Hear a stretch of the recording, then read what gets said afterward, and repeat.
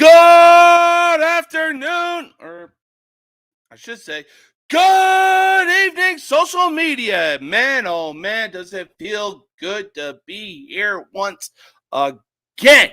And I'll tell you one thing, we are through with another week, and we are at the best day of another week. And on top of that, the New York Yankees, won the AL East last night with a 10-1, if I'm not mistaken, victory over the Baltimore Orioles. The Orioles put up a hell of a fight. There's no doubt about that. But look, it was predicted by myself along with a few other colleagues that we knew that the fight was going to come down to the Baltimore Orioles and the New York Yankees. Now, while I do want to relish in the fact that the Yankees did win the AL East 2 out of the last 3 seasons, correct me if I'm wrong, the person I'm going to bring on will correct me. I really believe that the Orioles did win the AL East last year. That's neither here nor there. We had an awesome season this year. It is what it is. But there's a lot of teams that are facing a lot of contradiction right now. It's going to come down to the wire. We're going to get into a lot of baseball talk later on in the show. But for right now, it's time for the most uncut, unfiltered, and uncensored sports talk show you will find on social media. And at the end of the day, you will know whose game this is, with everybody saying no mercy sports. Let's cue the fucking intro and get into today's show, baby! Nobody can stop me now.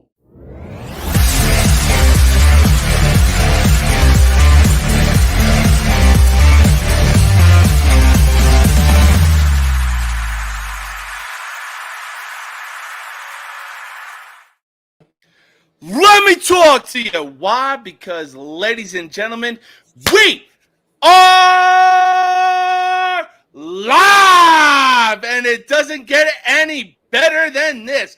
Joining with me here today is Big Spicy Mac. He's got some awesome spicy takes. Man, you're not going to want to miss them. What it do, baby? What's up, man? And you are right. You guys won it 2 out of the last 3 years. So didn't the Orioles win it, what was it, 2023, yeah, we won it last year. All right, that's what I like to hear. That is what I like to hear. But yeah, so before we get started, look, normally I rock a product of this, what is it, product. Yes, apparel. Thank you. Normally, I rock apparel of this company called True Victory. Now, if you want some True Victory apparel, all you got to do is click the link in the description of this video. And when it comes time for checkout, be sure to use No Mercy Sports 15 for 15% off your entire purchase. Oh, man, do they have an assortment of colors. Look, you can even rock your favorite baseball team if you wanted to. And I know your favorite baseball team is the Baltimore Orioles. Other than that, let's get into it. Oh,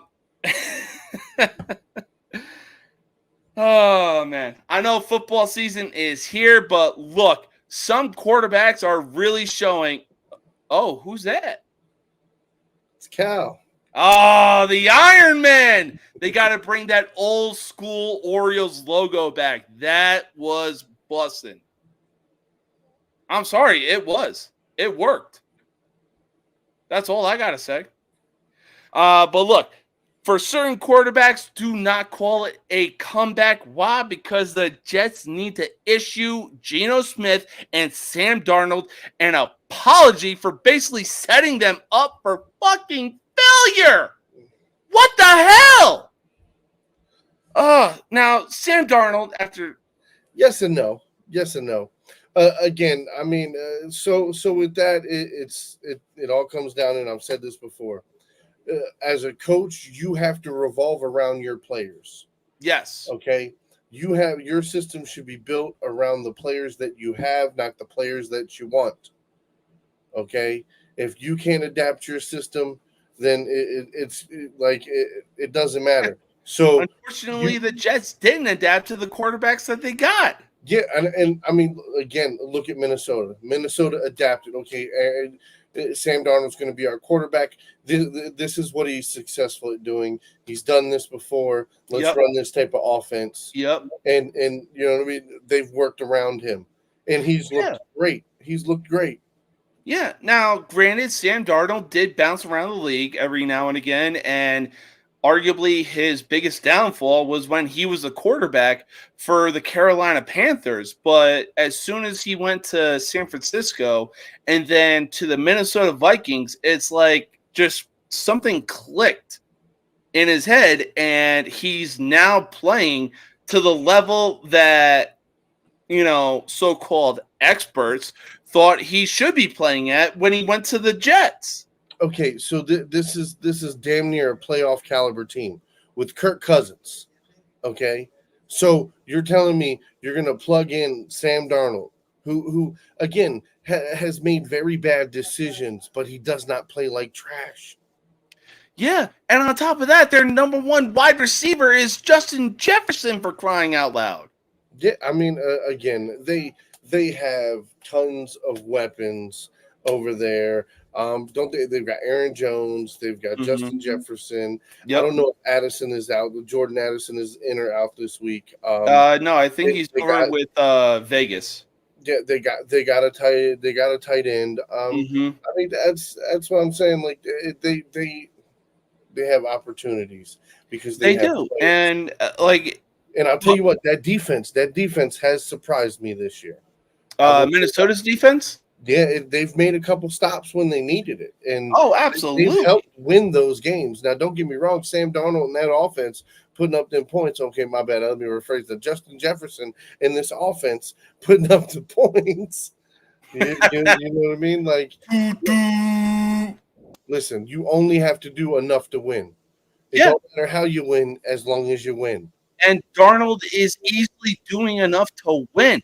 This is something that the Carolina Panthers, who we're going to get to in a bit, should have been doing when they got Bryce Young. Like, what the fuck were they thinking? Man, I'm ready for that red rifle talk. I'm ready. The red rifle. I'm ready for it. I'm ready. Bro, trust me as well. I'm ready for it as well. But for right now, the Minnesota Vikings with Sam Darnold under center are out to a 3-0 start, and they sit atop the NFC North. Geno Smith, who was drafted in 2013 and thought, oh, this is our guy because he had a hell of a year in West Virginia, failed to produce. No, you're going to bounce around the league. You're going to do this. You're going to do that. Finally lands in Seattle. And then on top of that, in 2019, when he lands in Seattle, 3 years later, wins Comeback Player of the Year. 2 years after that, the Seattle Seahawks are off to a 3-0 start. So I would have bet on Geno Smith. Like, I don't know if you remember what happened with the Jets camp, but he got into a scuffle, got his jaw broke. Remember that shit? After that happened, he lost that locker room. That was null and void. There was nothing else he was going to do with that franchise. You had been disrespected. You've been it's change of scenery. And what happened when he got the change of scenery? What happened? Yeah. I honestly don't know. I don't think there was somebody that could have divided the locker room more than what Zach Wilson did when they had the game against the Browns and they couldn't get anything going offensively, and he couldn't take accountability for it. Hold on. We're talking about two different guys here, okay? Fair enough. Geno Smith is no Zach Wilson. Easily. Two Zach Wilson made one good throw on his fucking pro day, and the Jets were like, "That's our guy." I'll say this: Geno Smith does not have the biggest arm. Geno Smith is not the fastest runner. He's not going to be in the top 5 of pretty much any category. But I will tell you one thing he does very well, and that he is top. In my opinion, he's top 5 decision making. Good decisions, and it shows too.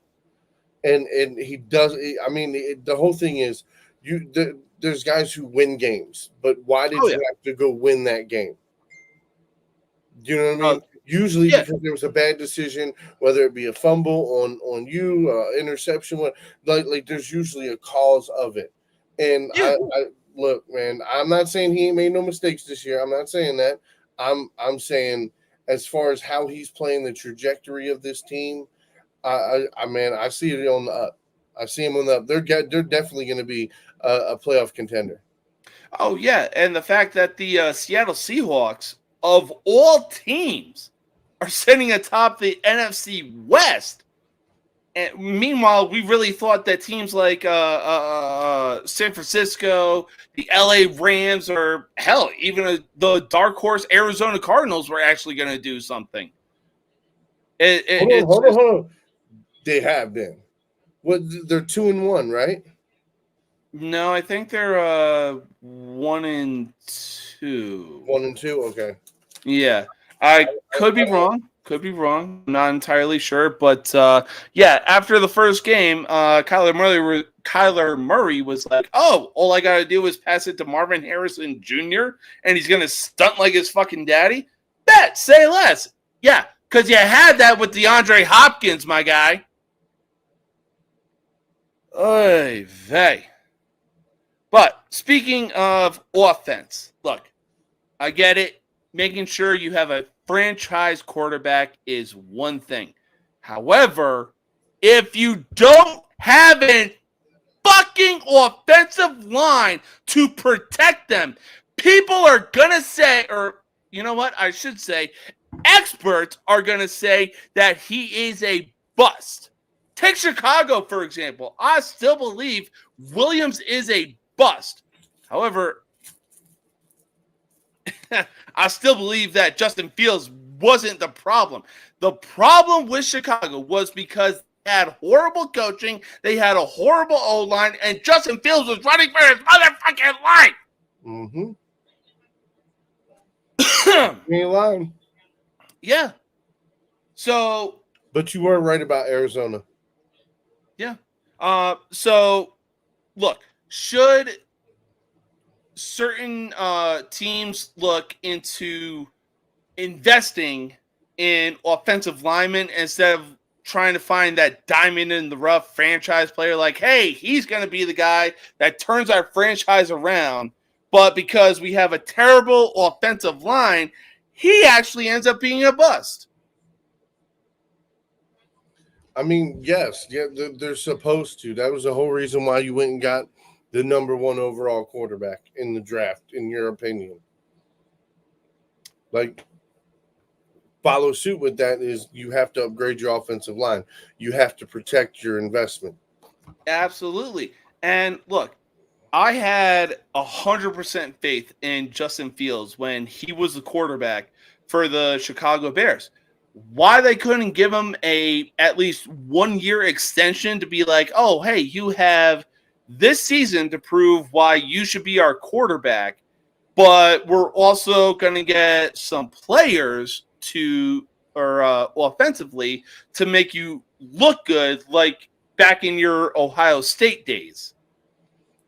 I mean, well, I don't know, man. I don't know, but that's the exact reason why the Steelers traded for him. Yep, Because they and said, that's also the exact reason why the Steelers are undefeated. Justin Fields. no, that's not that. I call bullshit on that. Okay, their kicker in that defense is the reason why they are undefucking defeated. Oh, please! The Hold on, Bears have a defense as well, and they're 1-2. hold The on. only reason You're the not Bears comparing. have a You are win not right now comparing is those because two of their defenses. defense. You're talking about maybe a 10 to 15 defense versus a top 5 defense. The Pittsburgh Steelers defense is way better than the Bears. That's number one. Yeah, that's Okay, true. and Okay, then hold on, Pittsburgh Steelers. No, because we're gonna go to the box score here. So Steelers. Okay, so Justin Fields, 245, 1 touchdown, 1 interception. Not bad at all. Yeah. Okay. Well, The defense only gave up 10 points. Nice, right? Oh, absolutely. So that was this last game.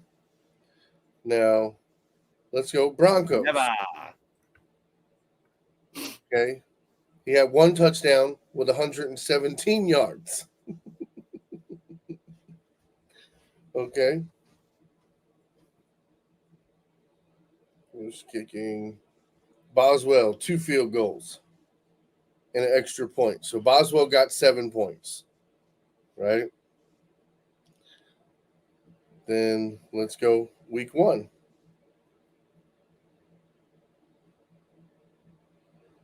Versus the Falcons. 156 yards, 0 touchdowns. That's nearly double than what Caleb Williams had in week 1. Boswell, 6 for 6 field goals, 18 points. Yeah, I mean, I'm not surprised by that, but like when you compare I'm saying the MVP of the Steelers right now is Boswell. It is their kicker in that defense. You could make an argument for TJ Watt. There's no doubt about that. But that's why I'm saying the defense as a whole in that kicker is the reason why they're undefeated. Okay. Yeah. Now Justin Fields, like I said, I've read the stats off. So the last game and down, but you see, the beginning of the season, the kicker is the only reason they won that first game. The kicker was a difference maker in that second game. Mm-hmm. In the third game, that defense kept them at 10 points, and they got a garbage time touchdown. Oh yeah. No, I mean, they already had the game won, and then they scored when they scored their last touchdown. Like the game was pretty much over. It was all right. So, yeah, for sure. Look, I'm not going to sit here and say that you're wrong, but I'm more so comparing Justin Fields to Caleb Williams and how they've been doing throughout the first month of the NFL season. Now, defense is essentially one thing. I mean, you could easily make an argument for the Pittsburgh Steelers that they are, top 10 in defense? Especially with TJ Watt. Top that's 5, fair. easy. Yeah, especially with TJ Watt leading the way. But I think we got somebody that would like to put his opinion in. He is the host of the Football Frame of Mindset, Mr. Cameron, and he's also in the Army. What it do, baby? What's up, baby? You know how it is, man. What's up, Mac? What's going on? Not much, man. You know, me and Mac on the same team. You know what I'm saying? So we here. Oh, yeah. Oh, you a Ravens fan? Always, since like 2000, man.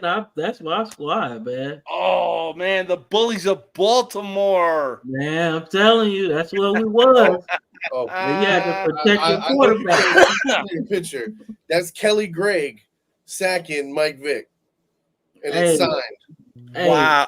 And what year was that, though? What year was that? I think that was 2004. See, that was Mike Vick at the peak of his powers. Yeah, I was going to say, it looks like 03, 04, because that's when the Falcons really switched up their jerseys when Vick was under center, because he brought, like, that swag to Atlanta. Man, that jersey combo was absolutely beautiful, man. Oh yeah, and look, in my opinion, Michael Vick, arguably the greatest mobile quarterback of all time. Yeah, I think so. I think so. I would say that. Second? Who you got? Lamar Jackson. Fair enough. You know what? Hey, I can't even be mad at that. And this is why I'm going to say this, because by the time Lamar Jackson is in the NFL for 10 years, you're going to be able to look at Mike Vick's 10 years. You're going to be able to look at Lamar Jackson's 10 years. Now, granted, Vick is missing some years, but like I said, I mean, you can take his worst years in the back end of his career, and I guarantee Lamar Jackson's stats are still going to be better. Like, you got to realize we still got. I would put it up there. Of him 40 rushing yards a game. Because he got 2 MVPs. Vic ain't got none. Well, look, here's where I draw the line. Like, look, career-wise, Lamar Jackson, yes, he does have 2 MVPs. He's helped the Ravens get to the playoffs. But Michael Vick actually has some playoff wins. Hell, he got the Falcons to the NFC Championship. That's true too. And so, it's very, how do we do this? Hold on. We made it to the championship game last year. All right. So Lamar Jackson now has 3 playoff wins under his belt.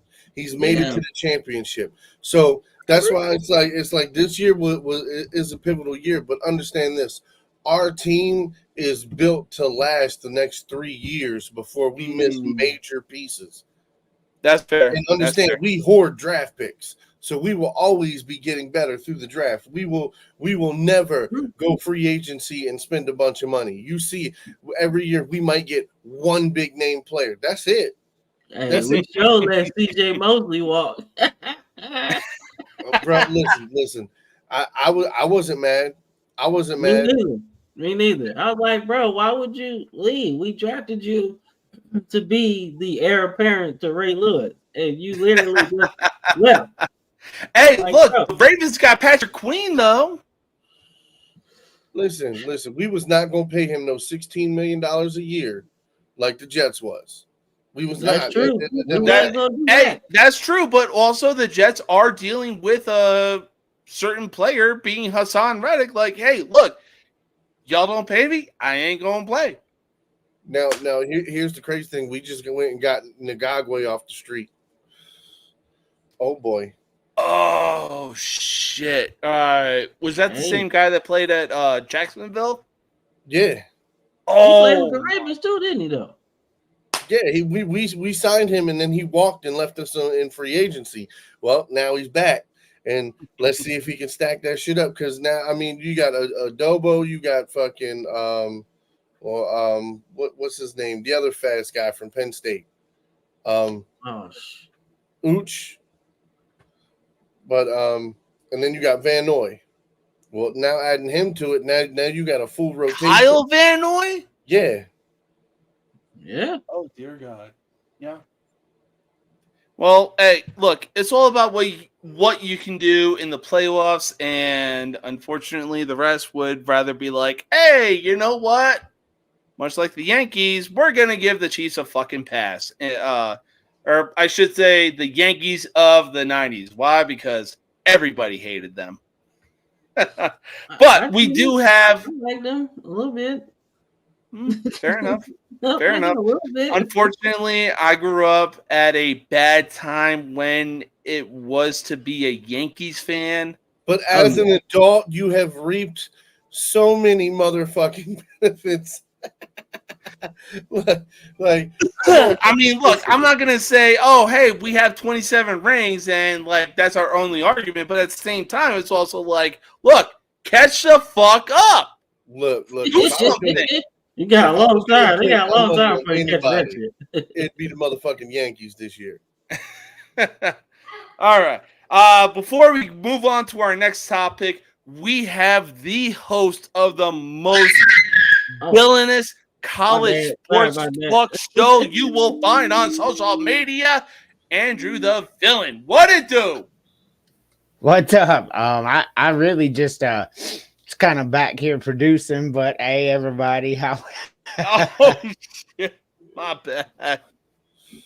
It's all good. It's all good. I talk a little football with you.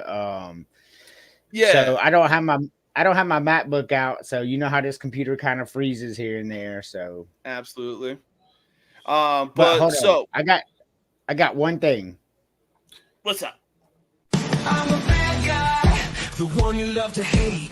Andrew Anderson, stating truth that just can't wait. Got a podcast like a punch right to your face. Sorry, I uploaded it. I like my intro. You know how I am. I'm a prima donna, so Hey, you ain't gotta stress. Look, it is all fucking good. We're here to have a good time. And speaking of a good time, I know that the Carolina Panthers had a good time when they beat the Las Vegas Raiders on Sunday, 36-22, with Andy Dalton under center. What? What did I call? What did I say last week? What did I say? I said, watch, this team has weapons. The team is not bad. It is Bryce Young being young, making bad decisions, and having guys out there who cannot read his fucking mind. Absolutely. I said that. And don't put your faith in a dude and just be like, hey, we're going to throw you to the I like that. Bro, you're talking about a veteran. Joe Flacco did the same fucking thing that last year. You're talking about a backup who's played many years and had very good years and got thrown in the fucking trash, essentially. Like, he's had a couple little shots, but he really hasn't, though. Yeah. Let's be honest here. Now, with this team, with the young talent that they have and some of the core guys that they have, on the offense, like Adam Thielen, for example. And then the Panthers defense is young. Bro, yes, you're not going to tell me, like, with this young defense flying around, if you get them off the field where they're getting at least 4 or 5 minutes on the sideline every fucking quarter, then they're going to be okay. They're going to be okay. And I'm telling you, the Red Rocket is back, baby. Absolutely. Yes. Yes. And this is with a team that when they had Sam Darnold and Baker Mayfield, and they really had us thinking that Sam Darnold and Baker Mayfield were fucking busts. They didn't have these weapons. They did not have these weapons. I'm just telling you, they didn't have these weapons. He's got 2 good running backs. He's got 2 good wide receivers. Yes. I mean, and the offensive line ain't complete trash. Okay. So that being said, like I said, when you got a veteran that can run that offense and get under center and knows what to do and can tell grown-ass men what to do with authority. And he's a leader. Follow the motherfucking leader. I'm sorry, when I've been in this motherfucking NFL for 6-7 years and I got this pup who ain't did shit on the field to prove me nothing. All he did was win a national championship and a Heisman Trophy, but that's college. The NFL is completely fucking different. It is a different fucking level. Hey, you better be Joe fucking Montana if you want to succeed in the NFL. All that basketball stuff he was doing at Alabama ain't working because they chasing him around. They too fast. He can't cross nobody up. They all Gary Payton. They straight ripping him. Oh my God, I swear. But I mean, dude, you seen a play where he ran outside real fast, right?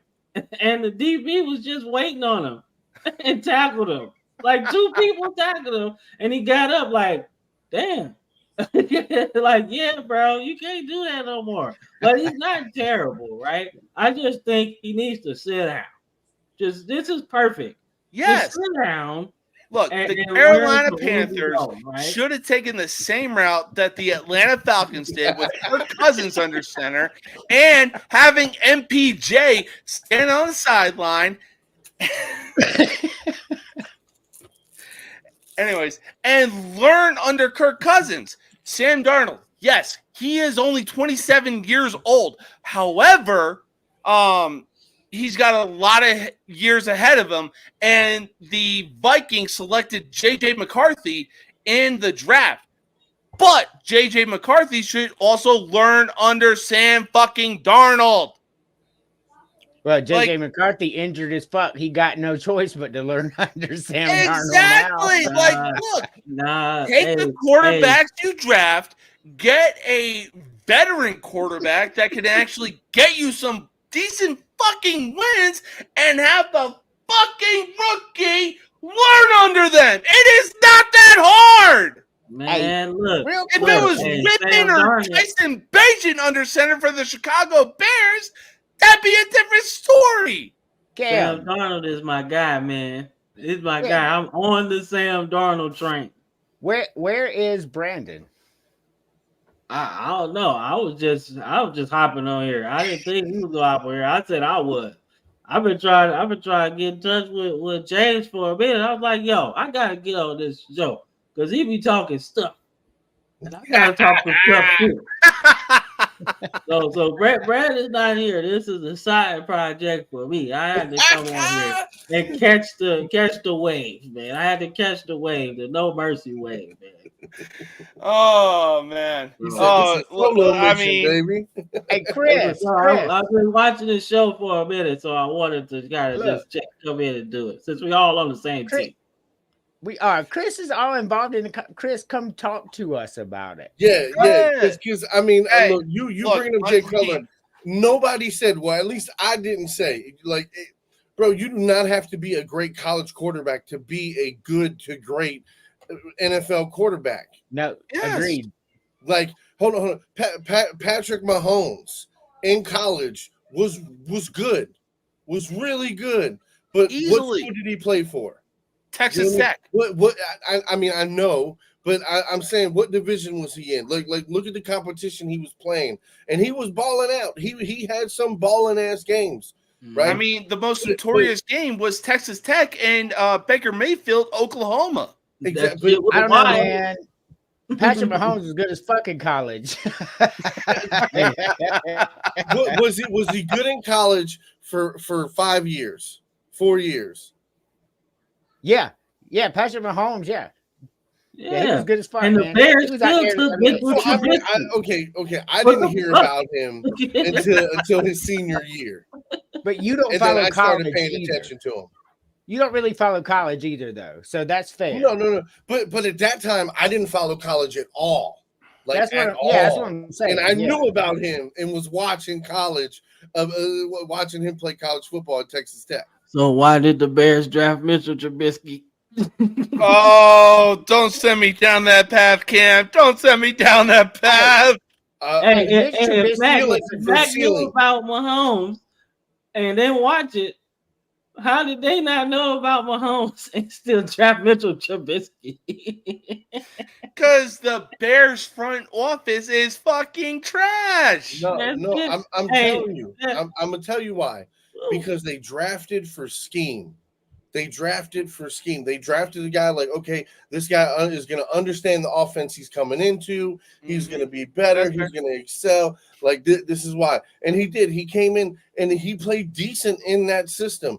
But the thing was, he is not an NFL quarterback. At least at that point in time, he just was not ready to be a starting NFL quarterback. Yeah, and like it's been said, the Bears are arguably the most dysfunctional franchise in NFL history. They think they got their guy for quarterback, and then they fucking ruin him. Again, this is why I say, right, if teams drafted best player available versus their needs, I mean, a lot of your problems would be solved. That would solve themselves.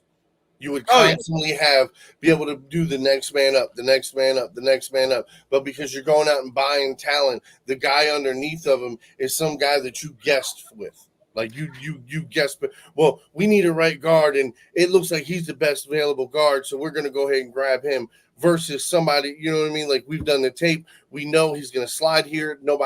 People are undervaluing him. He's great at doing this, and this is what we like to see. Or like the whole thing is with guys, especially with football players, you want to check boxes. You don't have to check every box, but if you check 2 or 3 of the biggest ones, then the rest of it we can teach you, we can help you.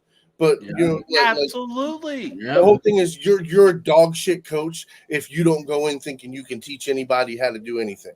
Which again brings me to the point of like, look, certain NFL teams should be looking into drafting into the offensive line because, like it's been said on College Game Day, even with Pat McAfee and Nick Saban on there, the only way you win is in the battle of the trenches.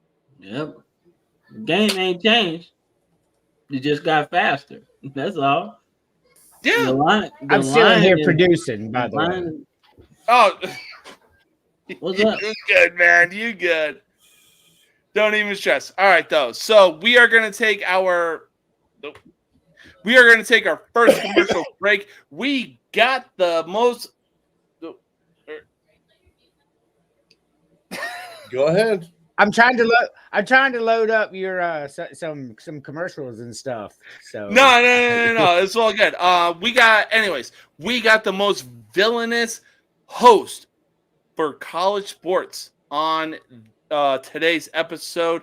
You don't want to miss it. He is available every Thursday at 8 p.m. Eastern Standard Time. And at the end of the day, you will always see why in our own right we are college sports villains. Let's fucking get it. I'm a bad guy, the one you love to hate. Andrew Anderson, spitting truth that just can't wait. Got a podcast, like a punch right to your face. College sports villain, taking it over the place. I'll bring the facts whether you like it or not. Dropping truth bombs, giving it all I got. They call me a villain. Well, I wear that badge with pride. Nothing but secrets they try to hide.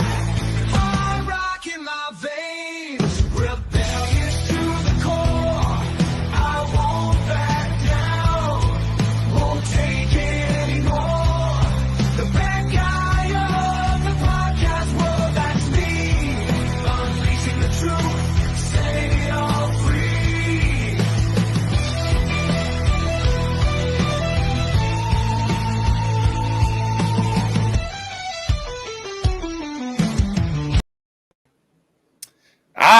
Yes, Mr. Andy. What it do, baby? Randy Chris.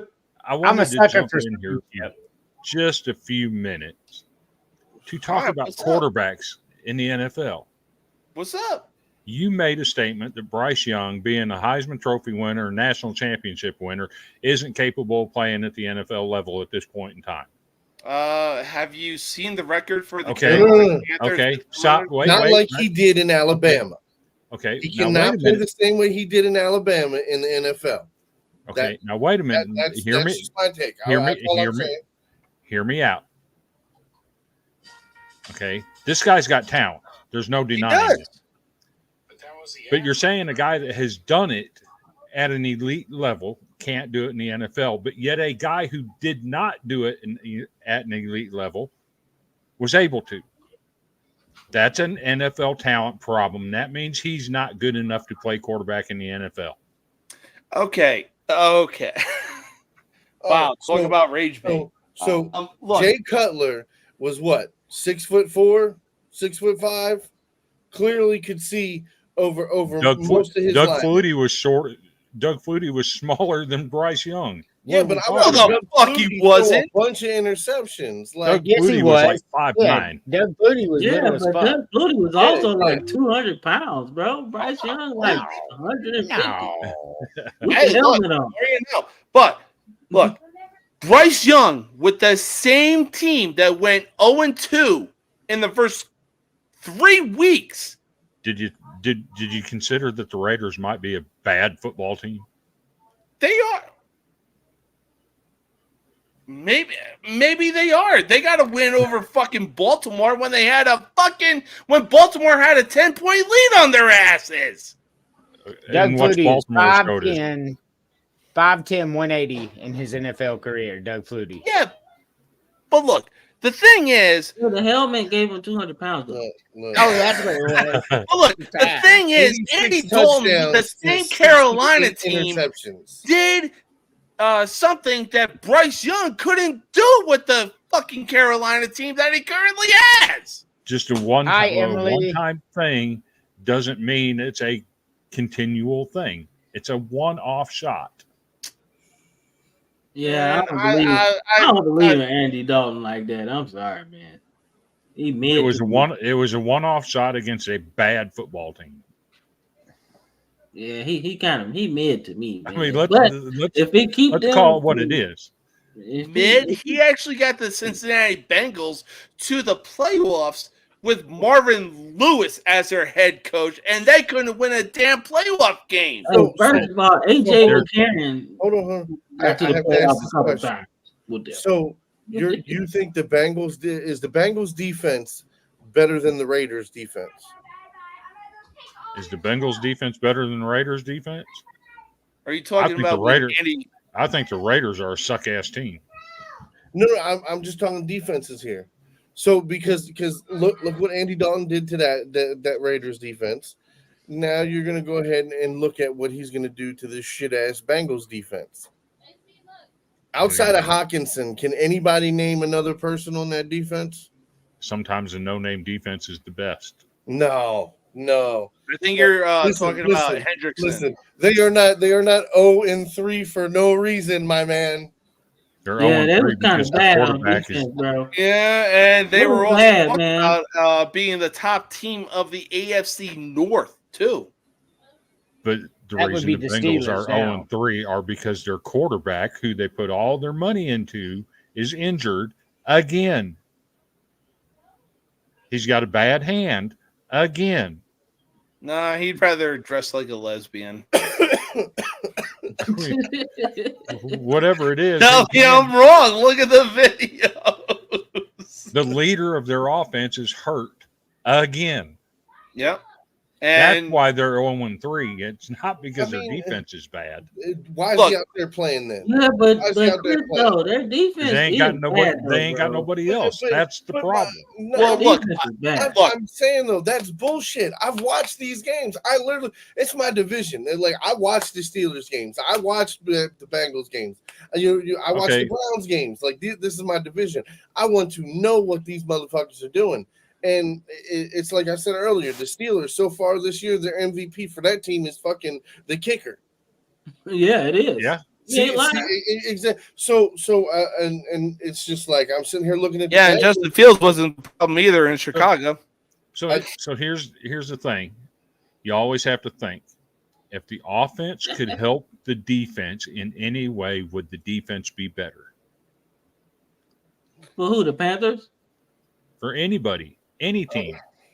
I mean, if the offense is better, look, the defense is better. Understand that, like. In some cases. I'll give you two good, perfectly examples. The New York Giants, when they won their Super Bowl rings, they were easily top 10, maybe top 5 when you consider 2007 in defense. And who they have on offense besides Ahmad Bradshaw and Brandon Jacobs? Eli Manning. Eli Manning. Excluding Eli Manning. I should have said that. Excluding Eli Manning. Okay, but you just moved the goalpost. You asked who they had. We told you, and you want to say, oh, except for him. That's moving the goalpost. I mean, yes, that is a fair point, but excluding Eli Manning and the 2 running backs that the Giants had, who did they have on offense that could actually carry them to the Super Bowl? Victor Cruz. David Tyree. Monty Toomer. Man, that dude couldn't catch COVID if it landed in his lap. That dude couldn't catch a damn thing in practice leading up to the Super Bowl. David Tyree's got one of the most immaculate receptions of all time. I will agree to that. He has easily the greatest catch in Super Bowl history, and it's not even close. But it took one fucking catch. That's all you need. And that's all you need. Damn it, that's fucking true. Fuck, that's true. They'll leave it with him. Gets it across the 10, a pickup of 5 and out of trouble to the 12. Hey, 5 to 6 yards a pop. I don't know if you guys are really good at math, but that usually equals a first down every couple carries. So don't forget about the run game. Keep them honest, pound that rock. And he's running in the open. You're not getting him on the ground, still on his feet. The 20. He's at the 10. So, oh man, all right, but let's move on from professional football. Before I leave, okay, because I'm going over to do my other show. Golden Boot. James, you just need to talk about this. Why in the hell are the Miami Hurricanes losing by 10 to the team that lost to Vanderbilt? Miami is a bunch of frauds. Good, dude. Vanderbilt's good, man. Virginia Tech 24, Miami 14 going into halftime. Hey, it's only halftime. There's still a whole second half to play. But I thought Vandy's Miami good was though, back. man. Take it from me, I know. I thought It's Miami was- halftime. It's You told me Miami- halftime. Relax. They're losing to a team that lost to Vanderbilt. They should shut the program down. Please. Anyway, y'all have fun. I had to come in here and wake it up a little bit. I'm going over to play around on the Golden Boot for a little bit. I'm not going to take your fans away. So you guys have fun, and I'll catch you guys on the flip side. All right. Enjoy the Golden Boot podcast, Mr. Vandy Crisp. Why? Because, look, you talk shit about Miami. Look, it's only halftime. We still have a second half left to go. But, Yeah, man. Vandy's good, man. oh, yeah. But look, speaking of college football, now, as arguably the greatest tag team of all time, the Usos, said, welcome to the Uso Penitentiary, Oklahoma. Welcome to the fucking SEC, baby. So the Uso remark that's only a matter of opinion. Definitely not the Opinion. greatest. Yeah, thank you. See, I knew that's exactly why you jumped on because Hey, look. no, I mean, Hey, I'll say Yeah. this. listen, We the have Hardys the- alone, the Dudley boys alone, smash. Yes. We Hardy boy. gotta win. We Man, gotta the win on this The podcast. Hardys, baby. The Hardys. That Hey was man, it you for got was the me. gonna Fabulous say, look. Freebirds, you got the Road Warriors, man, you got Doom, man, you got you got DX, even Road Dogg Ooh. and Billy Gunn. I put above the Oh, Usos the New right Age now. Outlaws. Yeah, you got the Outsiders, Scott Hall and Kevin Nash. Man, the Usos Yeah. ain't top 10 yet, not yet. Oh, No. okay, fair enough. I mean, yes, That's they why do I don't have know. I ain't the gonna say longest all that. tag I ain't title gonna say reign. all that because I think the Usos is up there, but No. they're not the greatest tag team. But depending on who you ask, arguably They they are top top 10. 10. Look, I grew up during the Attitude Era, and for me, Oh. the Golden Triangle is Ooh. easily I mean, the Dudleys, the Hardys, and Edge and Christian. Yeah, During no the Attitude Era, No it doubt. was those three tag teams No that doubt. carried the tag team division, and it's not even close. No doubt, man, no doubt. Especially in that era because it was just singles wrestlers that was getting the shine. Man, you They got really wrestlers. boosted the Look, tag team division I'm up. not putting the Usos in that kind of category. You said, and I quote, arguably the greatest tag team of all time. No. Well, look, that's a no. sorry that they had the longest reign of the tag team championships of all time. hey, look, the villain being the villain. That's what I'm talking Hey, about. that's because name another name another tag team right now. You know what I'm saying? Now, ain't nobody impressed with that. Man, you go all the way back to the 80s, man. You got some bomb ass. Man, Doom would beat the fuck out of the Usos, man. The Ron Mega Simmons- Powers. Yeah, the Mega Powers was tight, Yeah. dog. Mega Powers. Yeah, I'll give it. Yeah. Yes, The Yep. Mega Powers was Boom, cold, the man. Mega Powers. And then how they Outsiders, split, yes, how easy. they split turned into one of the best stories ever. Yeah, it did. That was fire, bro. You can't What tell about Harlem me- Heat? Harlem Heat, a better tag team. Yeah, Harlem Heat was Whoa. nice too, Booker man. T will fuck you up. I That's true. had to jump on. That was crazy talk. But as the Uso said, welcome to the Uso Penitentiary, Oklahoma. Welcome to the SEC, baby. Fuck, you really Atlanta won. did a cakewalk? Let's go. Nah, you weren't going to get a cakewalk. And look, Tennessee looked awesome in their game against Oklahoma, and Pat McAfee with the second greatest Uno reverse of all time on College Game Day. It wasn't even close. What? Oh man! So you've heard of Lee Corso, right? What about the time he had the helmet? He had it halfway on. He threw that motherfucker and then put the other one. Man, come on, come on, come on! Hey, You that making was like a fire whole though. moment. That was fire. He said, Wait. How long ago was that? How long ago? It's irrelevant. You said of all time on College Game Day. Well, no, I genuinely want to know how long ago was Lee Corso doing the helmet half on, throws it off, put another helmet on. For real. Like probably a year or two ago. He's been doing it for fucking 30 years.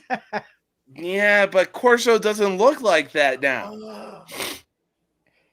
Look, man, I love some Pat McAfee. Don't get me wrong, but like Lee Corso with the headgear and the not so fast, my friend. I don't know. No, man. easily. I think it's more so. Mark my words, Pat McAfee will replace Lee Corso next year because he said this is last year and he'll be the one doing the headgear. And I'm here for it. I just want absolutely. I'm here for it. No, absolutely. I just see it as, look, Lee Corso is easily getting up there in age. It's not even close. He's not even being brought on until it's time for college football selections.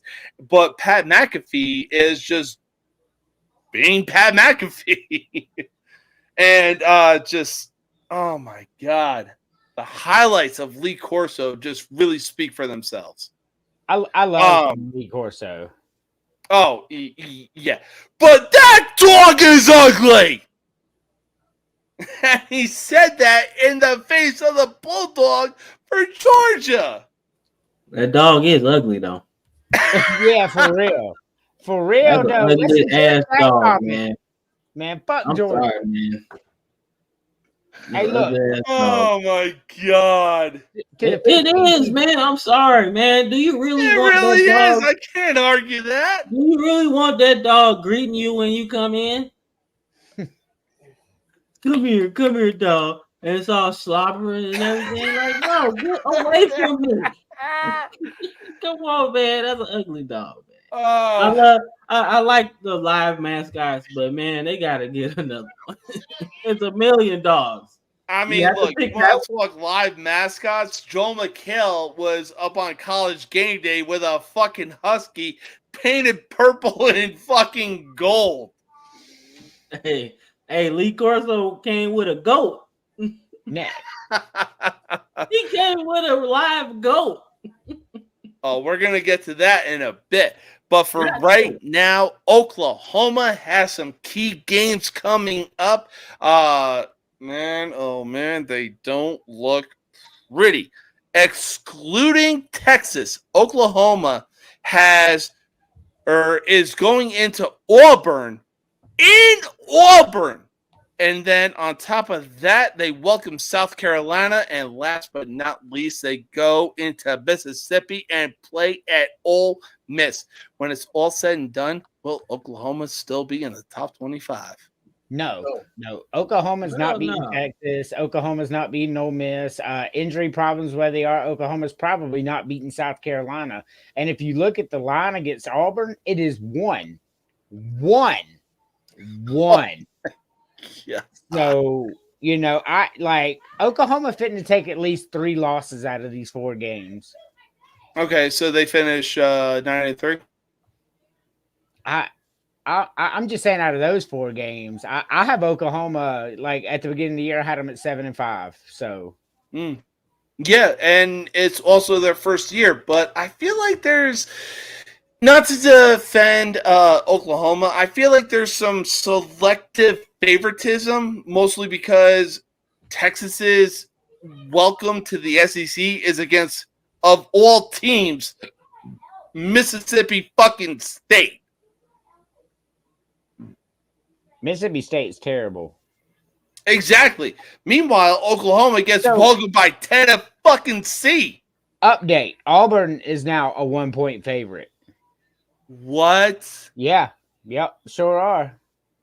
Oh my God. So what I did was I told you, Matt. Auburn. over total team points, and I think it was at like 17 when I placed the bet. So I took Auburn to score at least 17 points. I think I'll do okay. I think I'll do okay. You said that you would take Oklahoma at 2.5 and you would take the over. And I said something ain't right about this game, Matt. Did I not? I said the money line too much. I kept getting the scared line, to bet on the money spread. line. I'm just saying, like, something is not right with this game. So that's why I bet on team total points. As long as Auburn scores 17 points, I winner chicken dinner. I think they're going to. I mentioned this at the beginning of the week in the chats and on the show yesterday. The way this line is moving, the way the money is flowing, Vegas is hardly ever wrong. Let's just call it what it is. Hardly ever. So they know something. And I told they got 9 players out. 5 wide receivers are not playing in this game. 5. Damn. So hold on a second. I'll be right back. Yep, all good. Damn. Wow. Look, so we're going to get more into college football talk in a bit, but for right now, we are going to get into some baseball talk. The New York Yankees, the AL East champions, baby! I'm so baseball, for real. Well, yeah. Who's your baseball team? Well, all right. I'm half and half. So I'm a Cardinals fan by heart because I'm from Missouri, and the Yankees are my second team. So I just like the history of the Yankees, all the players in the Hall of Fame. They're running out of numbers to retire, honestly. What they going to do? Listen, hey, look. I love the Yankees as far as, historical, facts about it. But I'm 100% an Orioles fan. I want to see the Yankees lose, but I love their history. Yeah, no, man, everybody, if you're a baseball fan, right, and you're not like the Mets or the Boston Red Sox, you pretty much like the Yankees history, right? Like, it's really cool. I mean, they won every fucking thing. Like, it's not fair. Look, I will 6 World Series like in a row. That's what money will do, baby. Absolutely. But look, I will say this. We did predict that the New York Yankees and the Baltimore Orioles were going to battle it out for the AL East. And for quite a while, it looked that way. Yeah. Oh, my God. Were the freaking... Do you remember who you said was going to win the AL East? Who did you say? Who you say, man? Did I say the Orioles? Yes, you did. You said the Orioles were going to win. And I didn't. I didn't. What did I say? Well, Andrew said it first, and then I said, more than likely, it's going to be the Yankees. But Andrew said it first. Andrew was like, it's going to be the Yankees. The Yankees are going to win. Hey, look, the Orioles are loaded. I cannot put enough emphasis on that word. Loaded with talent that is going to carry them into the future for years to come, and it's not even close. Man, when it was a battle between the Yankees and the Orioles, oh my Lord. Oh my Lord, was it close? The Orioles kind of hurt themselves, man. Like, not getting no bullpen help, man. You know? Like, that's the part that got me, because I was like, all right, man, they got this young team. Jackson Holiday comes up there. He's really good. I mean, finally starts to find a rhythm too. Yeah, like really. And it's like the only thing they really needed was some bullpen help, man. And there was so many good arms available. Now, I personally would have, even though they needed bullpen help, I would have mortgaged some of the prospects to get a Tarek Skubal, right? Because that would counteract the bullpen help that you need, because you're going to have 2 starters, right? That can give you 7 innings, right? Right. But I like I said, I understand why you don't trade for Tarek Skubal, though. Because you don't want to lose a player like Jackson Holiday, because you know they're going to ask for it. If they're really good, they're going to ask for Jackson Holiday. And right now, you can't afford to lose that bat and that defense, man, because he's really good on both of them. So I'm going to tell you, we're not gonna sell anybody. No, Like we're not. Like I mean, in the off season, we can possibly deal somebody like Urias. You know what I mean? Like or McCain. yeah. Oh, for Yeah. sure. Oh, bless you. Bless you. But there's no way we're gonna trade anybody a high value like Holiday. That would be foolish, especially right now. Yeah, you can't. Especially with the adjustments that You Holiday have to made. understand, we don't have to pay him for another 5 years. No, Another 5 no. years before we have to pay him. You know what I mean? Like we're gonna have Henderson to pay too. him, but he's not going to get that big contract for 5 more years. Henderson too, or are we talking about Holiday? No. So I'm talking Holiday. Henderson. Okay. Henderson. What is it? We have 3 more years before we have to pay him some money. Mhm. But the whole thing is like we're going to pay him money in the next 2 years. So by the time he would have came up, instead of getting $500 million, we're only going to give him a quarter. Okay. Yeah. No, I get it. I get it, man. I do. I like I said, I understood why they didn't do it. I just felt like there was more bullpen arms that they could have got for without giving up anybody. Now this is what's going to happen this year. Free agency. I think we go buck wild on bullpen. I don't think we do anything offensively. But what you gonna do about Santander though? Because he gonna get that bank in the off season. I mean, more than likely, no, we got him for 1 more year, don't we? Nah, he's coming into a walk year this year. I think so. I thought we had him for 1 more year. I mean, I don't know why we I could couldn't be wrong. I heard it. I heard it on one of the channels I watch, man. But I thought it was his walk year for real. And if he does like 40 home runs this year, it's like crazy to go into a free agent year. Hey, but speaking of years, the Chicago White Sox have made fucking history as being the worst baseball team of all time. Now, this really wasn't expected. Why? Because they played the Detroit Tigers, who back in August had less than a 1% chance to make the playoffs. And now, aside from them and the Royals, they're basically fighting for the second and last place spot for the wild card division. Or, I'm sorry, wild card standings. So, yes, you were right. He is going to be a free agent. I mean, he re-signed with us for $11.7 million last year. I don't see why he wouldn't do it again. Of course, I mean, I'd like to see him under a long-term contract because understanding the way the value is going to keep going, like it always has with baseball and all these sports, like the value keeps going up, creeping up little by little. And it's like, again, we have one of the lowest salary caps in Major League Baseball. Oh yeah, y'all got people on like rookie contracts, right? Yeah, y'all got bread. We also now have ownership that has that old money. Okay, so having that new ownership with that old money, we're going to turn around and we're going to spend some money. And I promise you that, and that's what I'm saying. Like, yes, this all we might make a little run here in the postseason, but I'm gonna be honest with you, I'm not expecting to. Okay, maybe y'all do. 2025 is the year we're shooting for. That's what it has been. We've like that's what the front office has said the last 2 years. Like, 2025 is going to be the year we're trajectorying for. So we're going to have the bullpen built. We're gonna have all of the, you know what I mean. Our offense is going to be put together. I think it's going to be magical. And now having the money to do it and having ownership that's going to put up.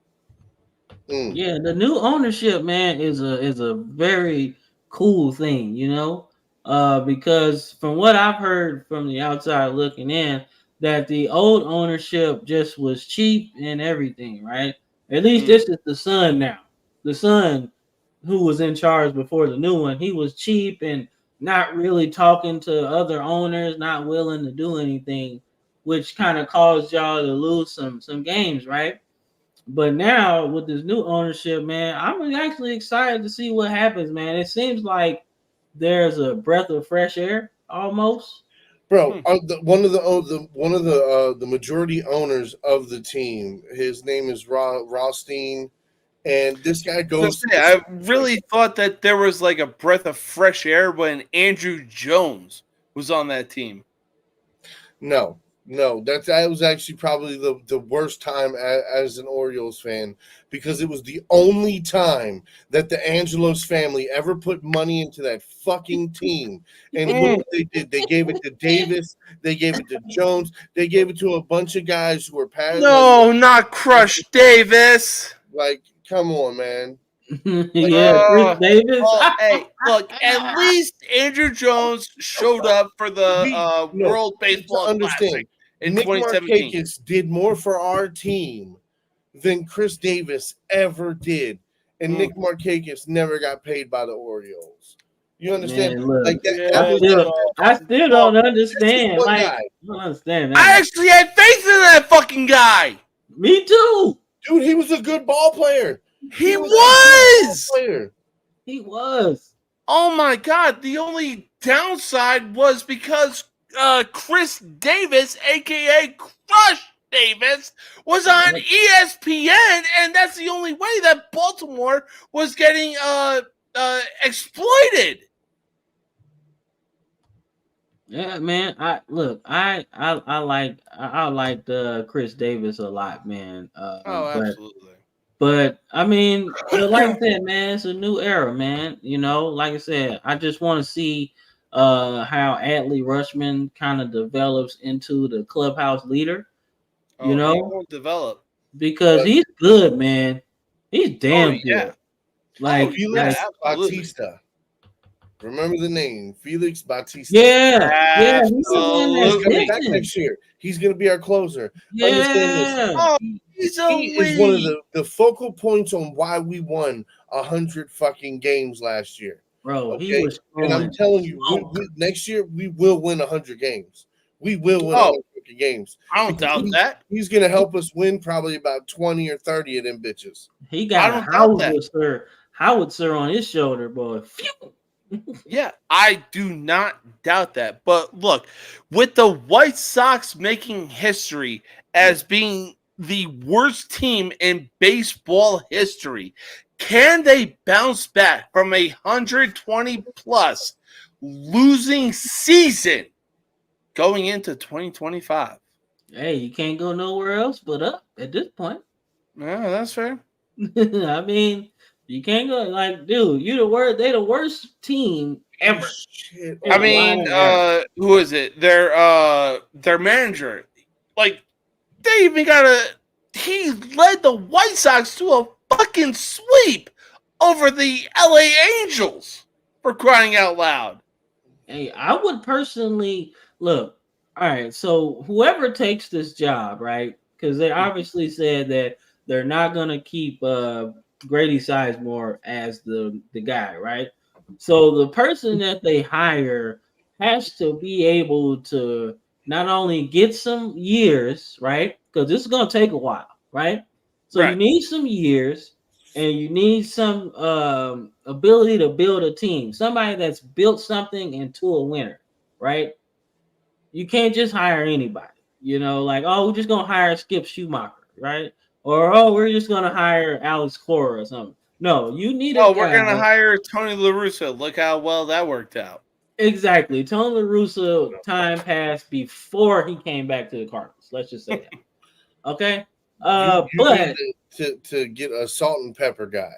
Yeah, right? like either that or I a young guy. feel like that the manager that the White Sox have, he really could lead them to some wins. Yeah, I mean, I like Grady Sizemore, man. I mean, I do. I think personally, I think that's the right guy to hire, man. He saw them through this whole stuff. Hell, they got a sweep over the Angels for a fucking reason. Yeah, like they seem to be going towards him, right? Like they feel like they're enjoying him being a manager. And sometimes you just gotta ride the wave, dog. Like the Phillies did with the guy they have. They rode the wave, you know, like, Yep. hey, you get rid of Girardi, we get to the playoffs, it feels good. Let's keep him. And Oh yeah, for sure. right now, the White Sox, you know, they're it sucks this year. Nothing to feel good about, right? But at least at the end, they were trying under this underneath Seismic. So I'm like, well, maybe you just keep him, man. I mean, if next season is bad, y'all already knew that. I mean, look, Grady Sizemore even proved that he's like, hey, I'm passionate about my team. I'm passionate about my players. If you want to throw me out, throw me the fuck out. But look, don't stand behind home plate or be a base umpire and make the wrong call when you know it was right. Yeah, man, because the dude they hired, right? They got fired in the season. Yep. Like that was the GM's choice. Yep. Right. So your choice didn't work out after 2 seasons, right? Or 1.5, right? So I mean, now look, White Sox easily had the talent too. You have to get this right, or he's out the town around, you know? So, like, and it's not that they're a bad team. I just feel like they're just missing. A lot of players didn't step up this year, you know? Yeah, absolutely. And for real, it started like when they got rid of Cease at the beginning of the season, right? Ooh, You can't get rid of your ace when you have like a couple years of team control. You can't do that to a team that's already like 500. Yeah. Oh man, like damn, we got rid of the ace. Shit, we ain't gonna and then play no have more. to rely on a guy like Garrett Crochet. Yeah, and for real, Garrett Crochet needs to be as a closer because on MLB The Show, he's really damn good. By the way, I played a lot. Absolutely. Andrew, what you got to say? If only video games translated. I swear, man. I swear. Like, let me control you. Let me control you, and we got this, okay? I swear, man. He be throwing smoke too, man. Andrew in that name? Yeah, I'm here. Oh, okay. Andrew, what you got to say? It's my Wi-Fi is going in and out, right? So that's the problem I'm having. That's why you see the graphics going away. I will do much better producing the next time with your graphics and such. So I apologize for that. I got behind today. No Wi-Fi. It's a bad storm here, right? Don't apologize. It's all good, man. We just glad you're safe, man. That's what we know. The one person that we should be blaming is Hurricane fucking Helene. That fucking bitch. That's a horrible name. I'm here though. So the only thing I want to say is the Braves are now a half game out for the final wild card spot, and they got a doubleheader with the Mets coming up. So oh my god. I love it. National League wild card is gonna come down to the fucking wire. Yeah, it is. Yeah. Oh, half a game out. We have one more loss than the Mets. We have the same amount of wins. So we won tonight. We beat Kansas City. So I'm saying those Twins don't make the fucking playoffs. And everybody's injured too, man. Like that's a testament to Snitker. I've given him a lot of shit over the years, but to put together this ragtag bag of people and competing for a playoff spot with 6 of your starters injured most of the year, that's impressive. And your MVP is fucking injured. Right. Bro, this is his best coaching job to date. It really is. Your bullpen has survived, bro. Mm-hmm. Yeah.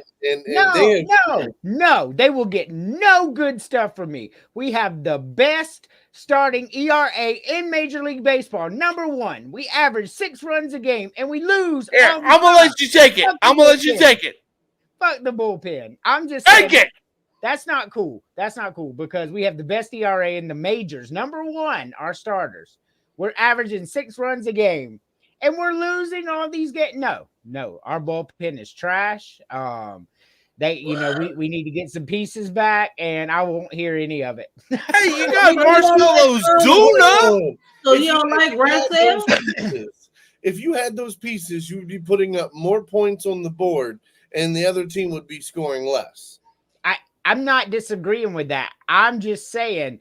So you get your people come in. We got Iglesias, right? He's lights out until he's not, and gives up 3 home runs in a row in the bottom of the ninth to lose to the Mets. 3 in a row. He's clutch until he's not. You got Mentor. Because it would be the fucking Mets. I mean, hey, listen. After the first one, you tap him on the shoulder and you say, "You've had a good game, sir. You've had a good game, sir." That's it, man. It happens to everybody, Andrew, man. Even Mariano Rivera lost the World Series. All I'm saying is I would trade bullpens right now. Unfortunately, I would Game trade 7, bullpens 2001, look, yeah, on that year, bad, up until last year, I held a grudge against the Arizona Diamondbacks. When they made the playoffs and they played the Dodgers, and on top of that, scored 10 runs against them, I'm like, oh, fuck, the Dodgers are going to win. Imagine the look on my fucking face when the Diamondbacks, of all teams, fucking swept them. Hey, look, the Mets are down 6-2 to the Brewers right now. So an L for the Mets puts the Braves in a secure wild card spot for the time being. So let's go. Hey, look, as long as the Diamondbacks make the wild card spot, that's all that matters. But we love the Brewers tonight. I'll be right. Yeah, absolutely. I completely agree. We're going to love the Brewers. I'm a Yankees fan, and I hate the goddamn Mets. Fuck y'all, and fuck Shea Stadium. But speaking of playoff... Whew. But speaking of playoff baseball, it starts in just a few days, and oh my God, what a season it has been. We unfortunately saw the last game played in the Oakland Coliseum when the Oakland A's got the win over the Texas Rangers, who have been playing like shit since their fucking World Series win, but that's neither here nor there. We saw Shohei Ohtani get a 50-50 season, 50 home runs, and 50 stolen bases.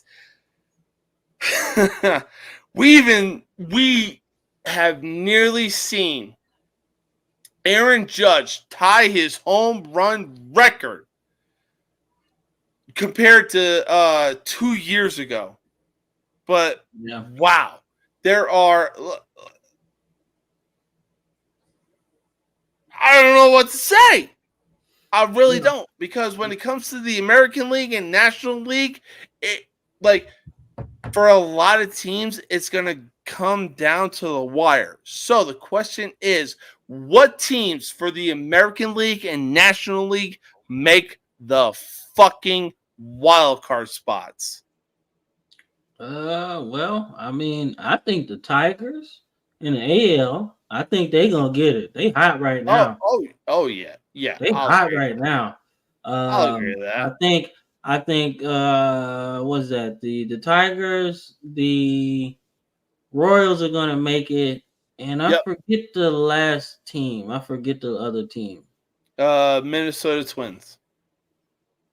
They're a few games out, but I really, like you said, I see the Tigers and the Royals locking up the AL wildcard spot, with the Orioles being the number 1 spot. That's right. I forgot the Orioles were the number 1 team. That's what I was trying to figure out. Who was the team at the top? Because I know it's 2 spots underneath them. So, yes, sir. Yeah. That'd be me. Look, the wild card. Oh my God, the wild card standings are literally going to come down to the wire, and it's not even close. Yeah, but the NL, man, man, that's not as tough though, because the Diamondbacks are in there, the Padres are in there. I mean, the Padres already clinched the number one wild card spot, but the Diamondbacks, man, they got some explaining to do. The Mets, they were on the outside looking in at one point, and the Braves had a spot in the wild card, but now the Braves are on the outside looking in. All right, so let me see. Hold up, I'm gonna pull up the standings. Yeah, my bad. No, you good. No, for real. Like for the National League, it's gonna come down to the fucking wire. Okay, so all right, so the Padres are already in. They got that already, right? Yes. So all right, so if I'm thinking of the next two teams, man, I really want to pick the Mets, man. I do. Because I feel like the Braves have always been their Achilles heel. Like they just can't beat them sometimes, right? Yeah, that's fair. But I mean, that's pretty much it, man. I mean, ain't nobody else gonna make it. But I do think if I had to pick right now and put some money on it, I would pick the Mets and the Diamondbacks. That would be my last two with the Padres, man. Okay. Because the Mets, like, they got a lot, man. And I don't really want to see.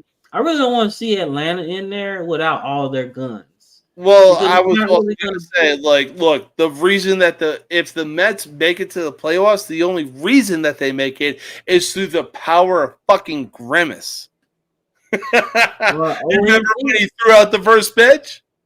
Yeah, or OMG. And after that, they were just like, "Hey, fuck it, we're gonna just start winning some games."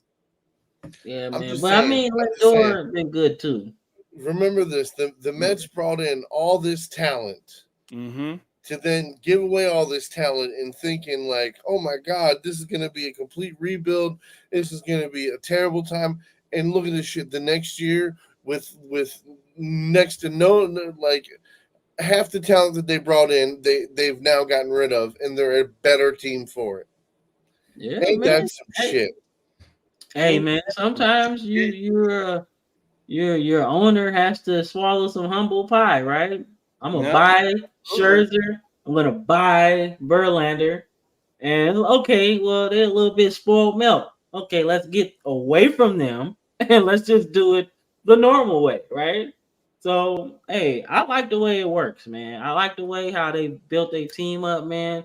I think after this season, they obviously have some questions to answer about Pete Alonso. But yeah, don't be coming into the fucking home run derby with less than 20 home runs and think you're gonna fucking win.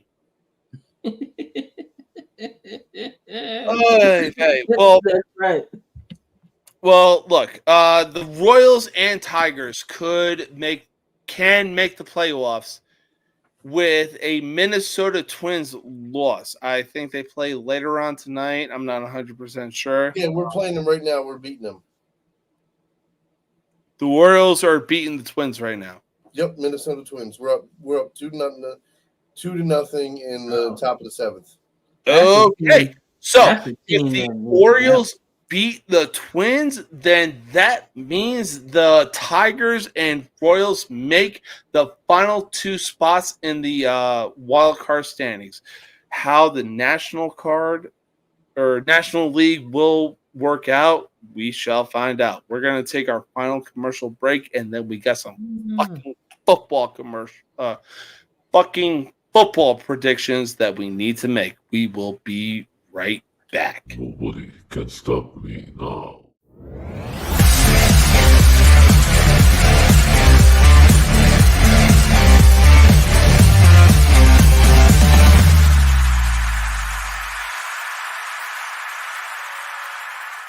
Nobody can stop me now. Stop me now.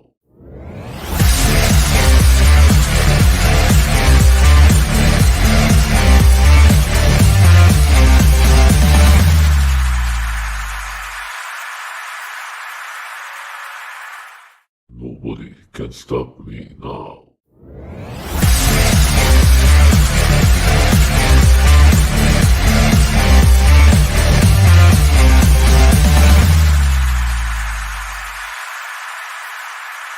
Yes! It is about that time. Saturday is upon us, and so is Sunday. It is time to make some football predictions. Let's get into it. First game up, 10 a.m. We got University of Kentucky going into Oxford, Mississippi to take on number 6 Ole Miss. Ole Miss. Yeah, I'll take Ole Miss as well. Ole Miss. Yeah. Yep. Ole Miss. Ole Miss. Where the hell did you come from? Hey, look, I'm not missing out on college football pick'em. Let's do this. Yeah, you threw me off because I see the NFL. And I'm like, well, that's not NFL. Well, like, Ole Miss. I did a shitty job at producing the show. I apologize. It'll be better next week. Hey, don't be sorry. We're here to have fun. We're here to do our fucking thing. Yeah, but I made a promise and I intend to keep it. Yeah, that's fair. Counselor just hit a home run. Let's go. Anyways, so next game up, we got unranked Minnesota going into the Big House in Ann Arbor, Michigan to take on number 12 Michigan. Michigan. Yeah, I'll take Michigan as well. I'm going PJ Fleck, man. Minnesota. Man, Minnesota could wait. Minnesota matters. Not so fast. Not so fast. Minnesota could not beat trash ass North Carolina at home, but they're going to go into the Big House and get a win. Michigan big. Hey, row the boat. Who the fuck you think you are, so-called Steve Austin? I'm just saying. Row the boat. Give me PJ Fleck. I love it. I love it. You will be rowing a lot. I'm just saying. Like you best get on the rowing machine, my guy. That's all right. I'm going to get on the rowing machine. We'll see tomorrow.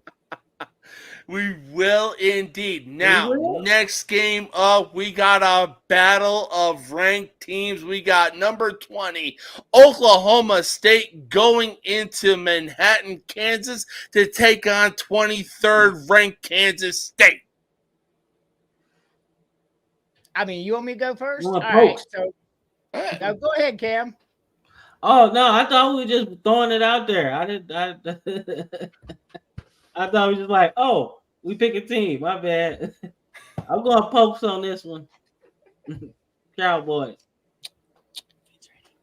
All right.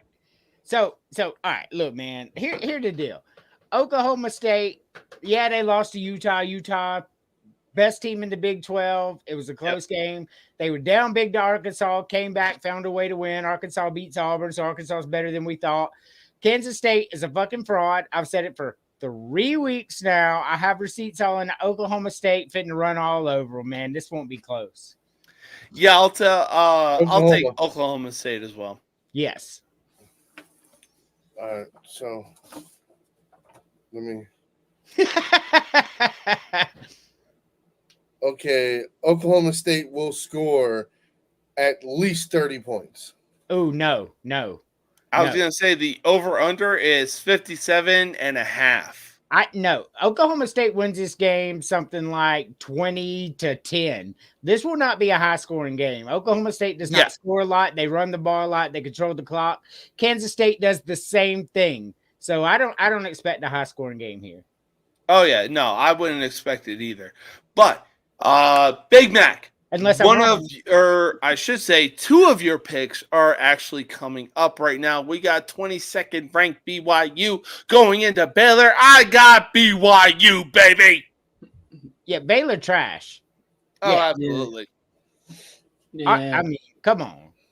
Yeah, I do like their quarterback. He is kind of good.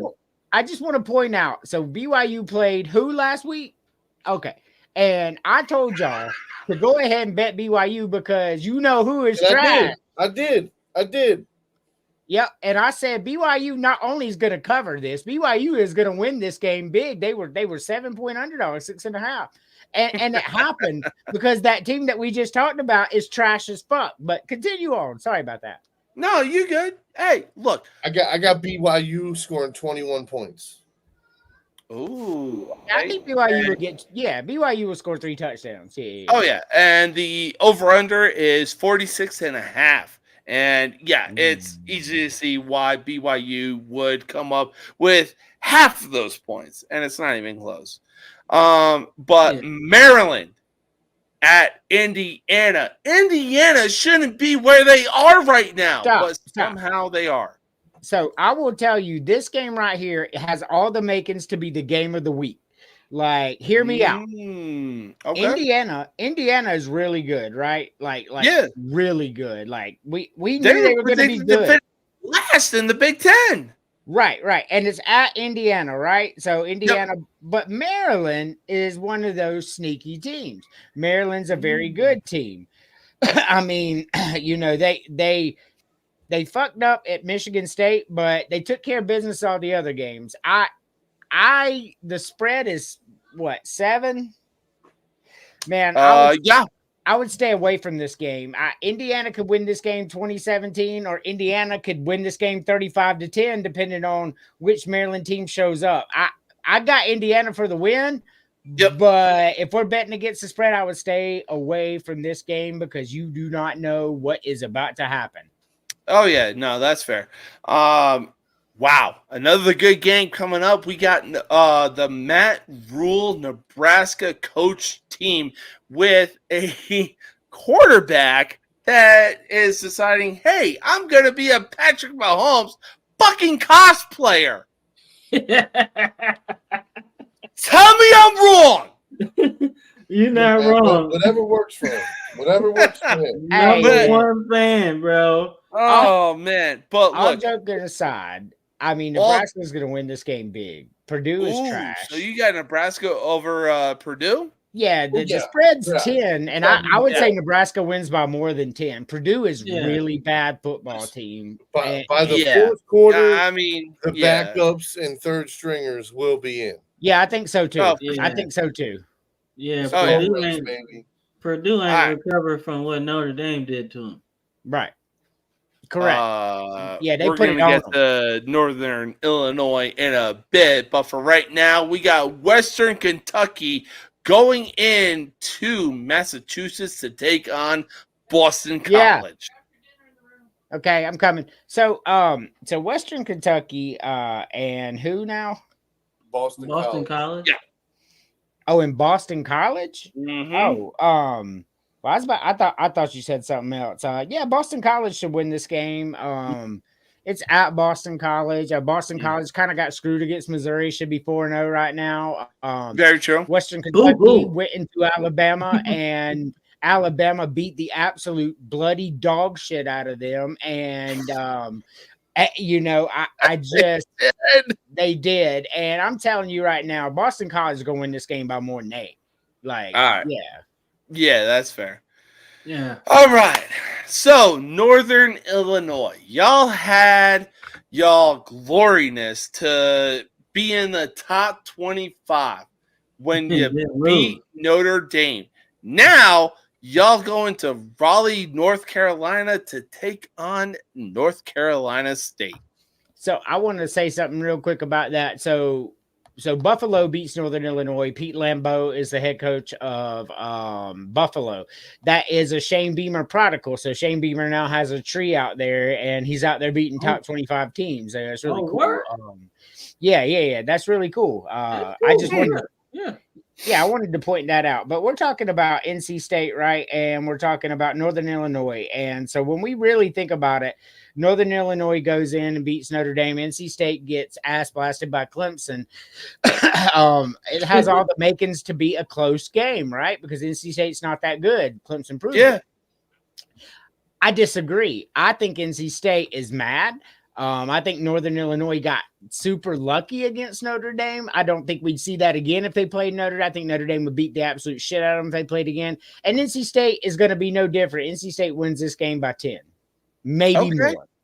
Okay. Yeah, I'll take NC State as well. But man, nice though, man.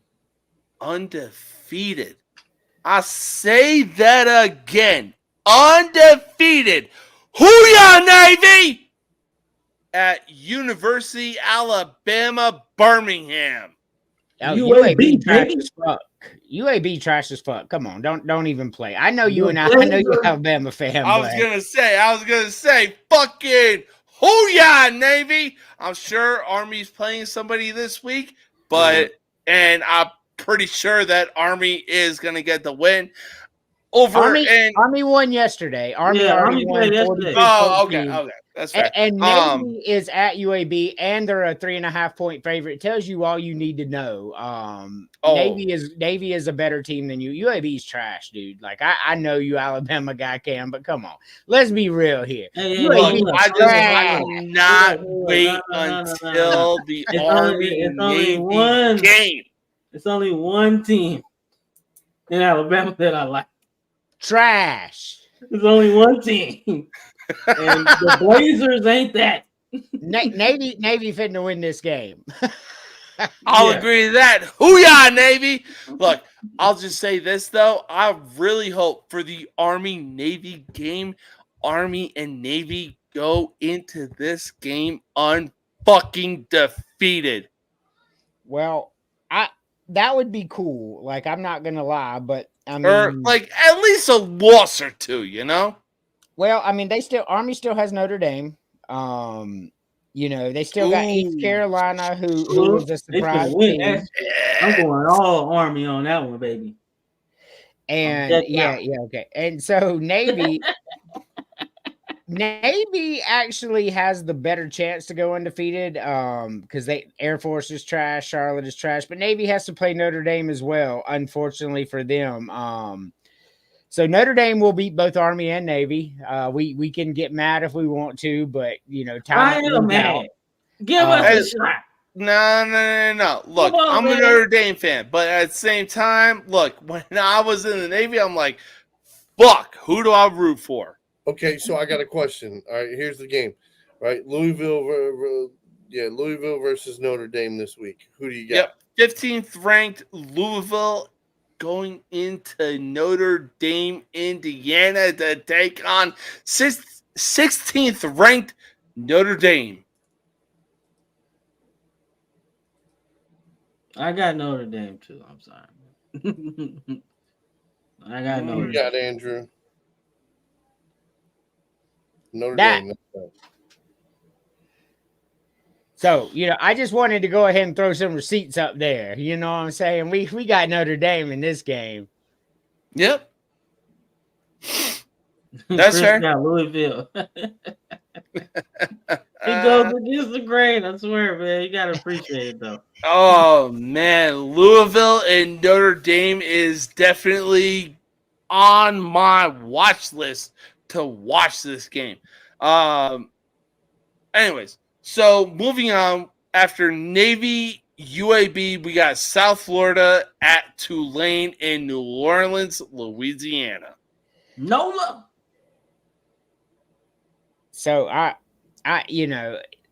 so South Florida at Tulane. Yeah. So I'm pulling this game up. Yeah. Tulane had a little rough patch there, but Tulane's better than South Florida, man. I mean, and it's at Tulane. Give me the green wave. Absolutely. Couldn't agree more. Yeah. Florida can't pass the ball, man. Oh, yeah. And Tulane knows a thing or two about being this one team I'm about to bring up. We got Wisconsin going into the Los Angeles Memorial Coliseum in L.A., California to take on the 13th ranked University of Spoiled Children. Hey, look, Wisconsin's a good story. They got Luke Fickell. They got the guy they wanted from Cincinnati, and I get all that, right? The problem is, we referenced this earlier in the show, too. What happened when they played a team with talent against Alabama? They got fucking stomped at home. So and now they got to travel all the way to L.A. and play another talented team in Southern California. Wisconsin cannot win this game. You know what? Give me Wisconsin in the upset. So when you gonna learn not to bet against what I say? Florida and Mississippi State. Now I tried to tell you. I'm like I had a feeling with Mississippi State. And you got a feeling that Wisconsin's going to go into the Coliseum and walk out with a win? Hey, look, I love number one offense. Sorry that Number I'm a one Notre point Dame scored per fan game. and fuck USC. Hey, look, I get it. They're your rival and all, but like Clemson's my rival, but like I'm high on Clemson as far as just a college football fan. I've said it from the beginning of the year. They would lose game one and they would run the table. And they're well on trajectory to do just that. So you've got to not pick with your heart. You know what I'm saying? Like Wisconsin cannot win this game. No, I can't do it. Today, Junior. Jesus Christ. Let's try using some fucking words here. I say Wisconsin, not because fuck USC, you know? I really think that they might be able to do something. You all right, cool. Hold on. So we're bringing it up, right? So I'm gonna go back. I'm gonna go back to when Alabama walked into Wisconsin, right? So they walked in there and they beat them 42 to 10. Okay, Alabama is easily different than the University of Spoiled Children. They are, but Alabama would not beat USC 42 to 10 is where I'm going with this. Okay, that's fair. So Wisconsin beat South Dakota by 14, and they beat Western Michigan by 14 at home. A FCS school and a MAC school. They beat them by 14. But they go walk into the Coliseum and walk out with a W. I love your feeling. I hope it happens. Nothing I like more than upsets. I love Wisconsin from the Ron Dayne days. I love Luke Fickell. I want this for them too. But I mean, hey, look, I'm gonna keep my eyes on this game. That is for sure. Hey, we'll watch it together, bro. I mean, it comes on 3:30. I'll message the shit out of y'all. Oh, easily. All right, so you guys lose me, bro. Because it'll be like at first in the morning time, it'll be like, okay, I can keep up with this. And then I put my phone down 5 minutes later, I pick it up. There's fucking 20 messages. I'd be like, all right, you know what? This is where I tap out at. Like, bro, that's like when people send you a paragraph message. Oh, hell no. You like, bro, just do what I do. The voice message. It's easier. All right, though. So, we already discussed Louisville and Notre Dame. We got number 21 Oklahoma after taking their first SEC loss to Tennessee. Why? Because you all called it. Welcome to the SEC, Oklahoma.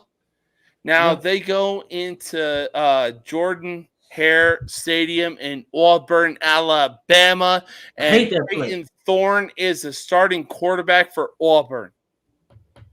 Hate that place. So before I run here, because like my wife has got dinner ready. Mine too. I smell it. There's something about this game that I do not trust for Oklahoma. I have picked Oklahoma to win this game, and I have went back and forth since Monday. Y'all saw it Monday. Even before the line started swinging, I have receipts in our group chat. I'm like, something ain't right about this game. Like, it's just not. I like the money line's too high, the spread's too low, and now Auburn is favored to win. Man, I don't know, man. My head says Oklahoma, but my gut feeling says Auburn. I'll leave it at that. That's fair. I think I'm gonna take Auburn as well. No, I mean they're in Jordan Hare, arguably one of the most hostile environments to win in when it comes to the SEC, and Oklahoma easily got welcome to the SEC. And if I'm not mistaken, Oklahoma was at home when they played Tennessee. Yeah, but that really didn't feel good, man. Like, all right, you got Tennessee, right? And you got Oklahoma. But that didn't feel like the Tennessee team that we had seen before. Because what was the score? Like 25 to like 16 or something? 10? I thought they would put up a way more points than that. That didn't feel like, oh, I dominated this team. So I really like. I don't know who's missing from the Sooners. I really don't. They got a whole lot, but I ain't picking the barn. Well, Nope. five I of ain't. them are wide receivers. Okay. So offensively, it sounds like they might have a problem. But defensively, it doesn't look like they're going to have much of a problem. And I think that, again, that's why I'm staying with Oklahoma. The betting lines can go whatever they want. I'm going for Oklahoma's defense. That's what Yeah, I'm betting on. I agree. Because that 25 points to hold Tennessee to 25. Like, team can score 60 in a blink of an eye, but to score hold them to 25 shows they got some players on defense, man, that are SEC caliber, should I say.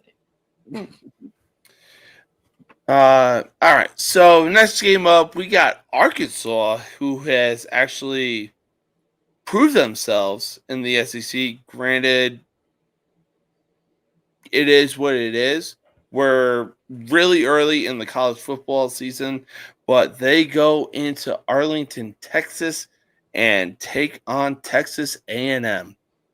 Ooh, Yeah, I that'll like be a good that. I matchup. mean, I'm going Texas A&M. yeah, me too. Their quarterback, nice.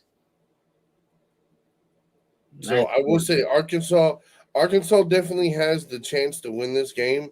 Like it's not like I don't think it's going to be a blowout at all. I think it's going to come down to a one-score game. Now, whether that's 7 points or 3 points, I don't know. But I feel like Texas A&M, they just have a better offense. And I mean, for me, I think they're going to put up more points, and that leads to winning the game. Yeah, you ain't lying. That's why I like him. I like their quarterback, man. He's got some shiftiness. He's got a pretty good arm too, man. But in college football, your quarterback has to run a little bit. Oh yeah, absolutely. How you feeling, James? Who you calling? Oh God. I mean, it is in AT&T Stadium. Arkansas, man, they've had quite a few wins. So has Texas A&M, though. There's a reason that they're in the top 25. I think I'm gonna go with Arkansas in an upset. You think Jerry Jones gonna call the refs? Hey, look, Arkansas has been in quite a few close-up matchups. Take Oklahoma State, for example. Yeah, I agree, man. Hey, I ain't arguing. I just know Jerry Jones went there, so. All right. So let's see. Mac, you said you had TCU at Kansas for one of your picks. Mm-hmm. All right. So we got TCU going into Kansas City, Missouri to take on the Kansas Jayhawks, who are known for being a basketball team. I'm going to take Kansas. Yeah, I can see that. I mean, me personally, I like TCU. Well, I was going to say, what has TCU even done since they lost to Colorado? None. Exactly. None. No. None. I like Kansas though too. I like Kansas, man. Daniels is a really cool quarterback, man. And I think they just got too much, man. Oh yeah. Speaking of Colorado, the Buffaloes go into Orlando, Florida to take on University of Central Florida Knights. I have no clue. You know what? I like the Knights, man. Ooh, Knights. okay. I like the Knights with KJ Jefferson, man. I like the Knights, man. I know I'm a known Dion supporter, but I think the buck stops here, man. I really like what Gus Malzahn has done with quarterbacks of KJ Jefferson's abilities. So I think he can cook up a nice recipe for this game, man. All right, fair enough. Well, hey, look, we got a Battle of North Carolina, the classic when it comes to college basketball, the classic rivalry matchup. We got North Carolina going into Durham to take on the Duke Blue Devils. Tobacco Road, man.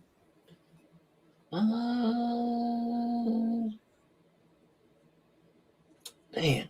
I don't know. If this was basketball, I was taking Duke because they got the good basketball players. I mean, hell, I'll even take Duke in football. Yeah, I was gonna take I was gonna take Duke in this one, man. Cause I like Manny Diaz. I'm glad he got a new job, so that's where I'm going. Andrew's taking UNC. Ooh, okay. He said Max not losing another game. All right, next game up, we got unranked Mississippi State going into Austin, Texas to play number 1 Texas Longhorns. Horns down. Sorry, that's force of habit. Horns up. Yep. Yeah, I was going to say, as much as I hate saying it, Texas wins this. Yeah. Yeah, this is not going to be fun. Oh, yeah. No, it definitely won't be fun. This ain't going to be fun. Texas definitely wins by 1,000,000, as Andrew said. Yeah, it's not even close. All right, though. So we got Stanford going into Clemson, South Carolina to take on 17th ranked Clemson. Clemson. Yeah, Clemson. Yep. 18th ranked Ohio State going into Houston, Texas to take on the Houston Cougars. The Ohio State. Yeah. No, did I say Ohio State? Oh, I thought you said Ohio State. Yeah, you did. Fuck. No, Iowa State. Fuck. Okay, Iowa State. No, okay. I'm taking Iowa State. All right, fair enough. Who are playing again? Cyclones. I don't know who they're playing. Who is it? Nebraska? No, not Nebraska. Fucking No, Ohio State. no, Iowa State. Who's Iowa playing? Iowa State is playing at Houston. Okay, Iowa State. Let me Iowa State. Yeah, I'll take them too. All right, fair enough. Houston. You taking Houston over Iowa State? No, I'm taking Iowa State. No, I'm talking about Andrew. He knows who I'm talking to. He's in the chat.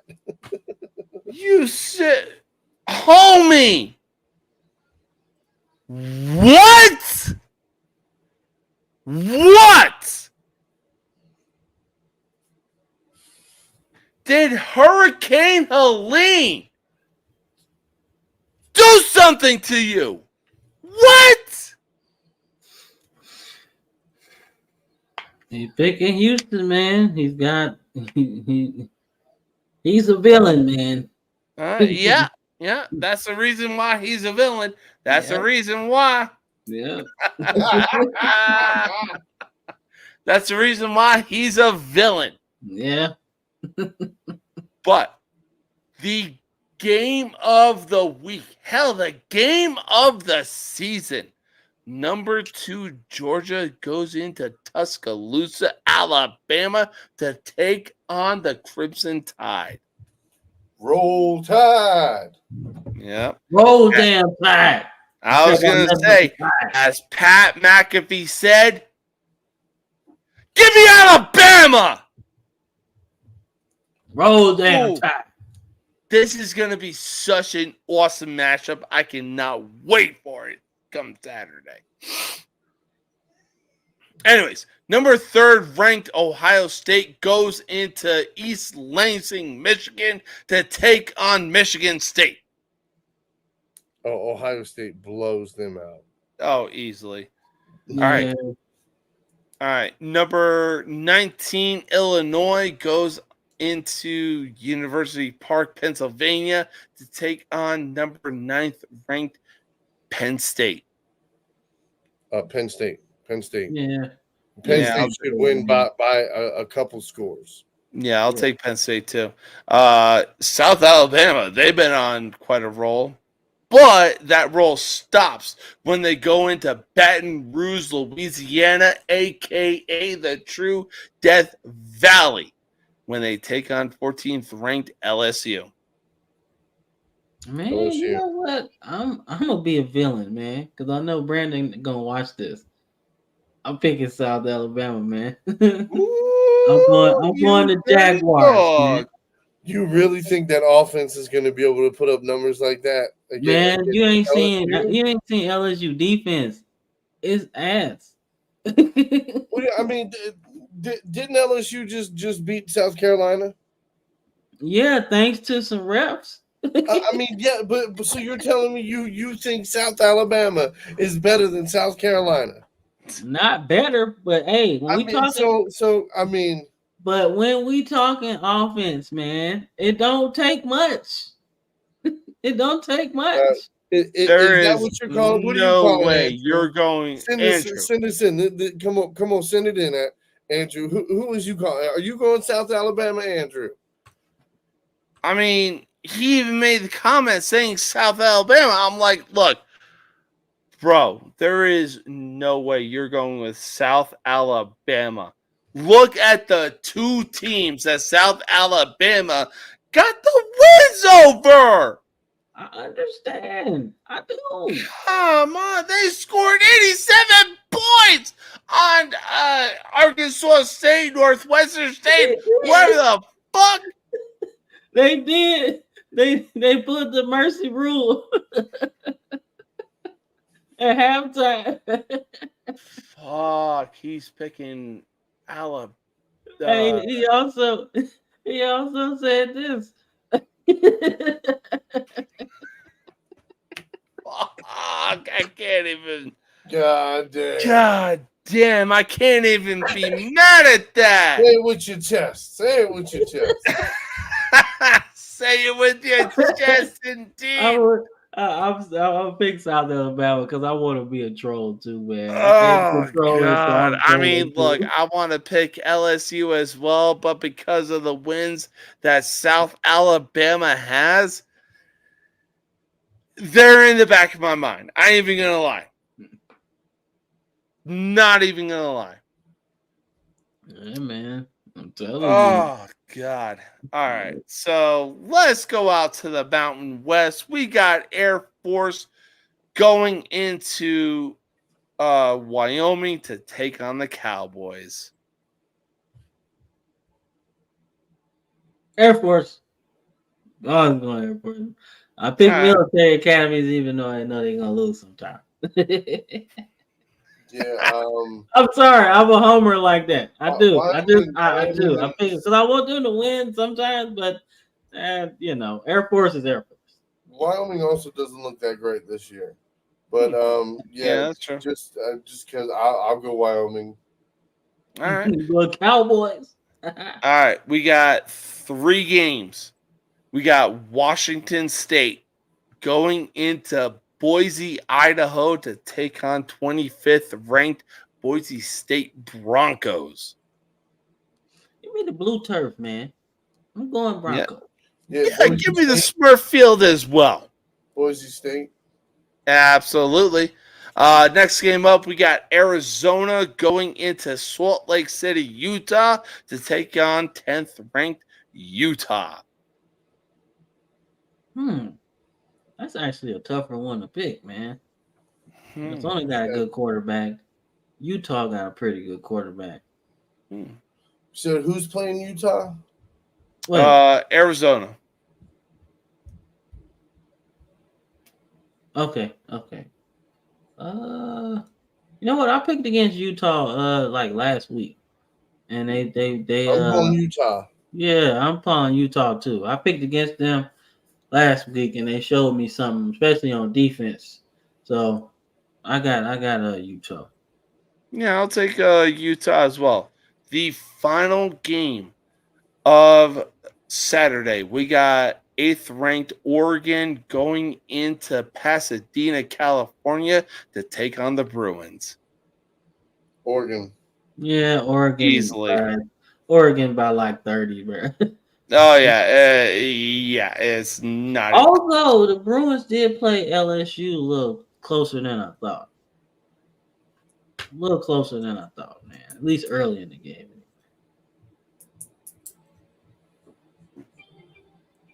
I'm sorry. What? Wazoo over Boise State? I told you he's a villain, man. Yeah, that he is. I could He's do not that. winning the Big 12. There isn't. Yeah, Utah's man. They're like the most complete team in the Big 12, though. If you really think about it, Yeah, that's true. not having to go through OU and Texas opens the door, man. And they're the most complete team. They got everything you want, especially running game and defense. They got that on lock, man. Now I I'm gonna thought keep that. I'm gonna keep that in mind. I thought Oklahoma State was I'm gonna keep Wazoo versus Boise State. I'm gonna keep that in mind. Looks like he's trying to find his way on.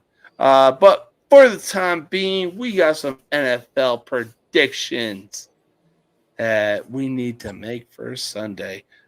First game up, we got a Battle of the South. We got New Orleans at Atlanta taking on the Falcons. Oh, I'm taking the Saints. Ooh, really? I would actually pick Not so fast. I was about to hit you. Not so fast. Fuck the Aints. Go Falcons. Give me Falcons. Ooh.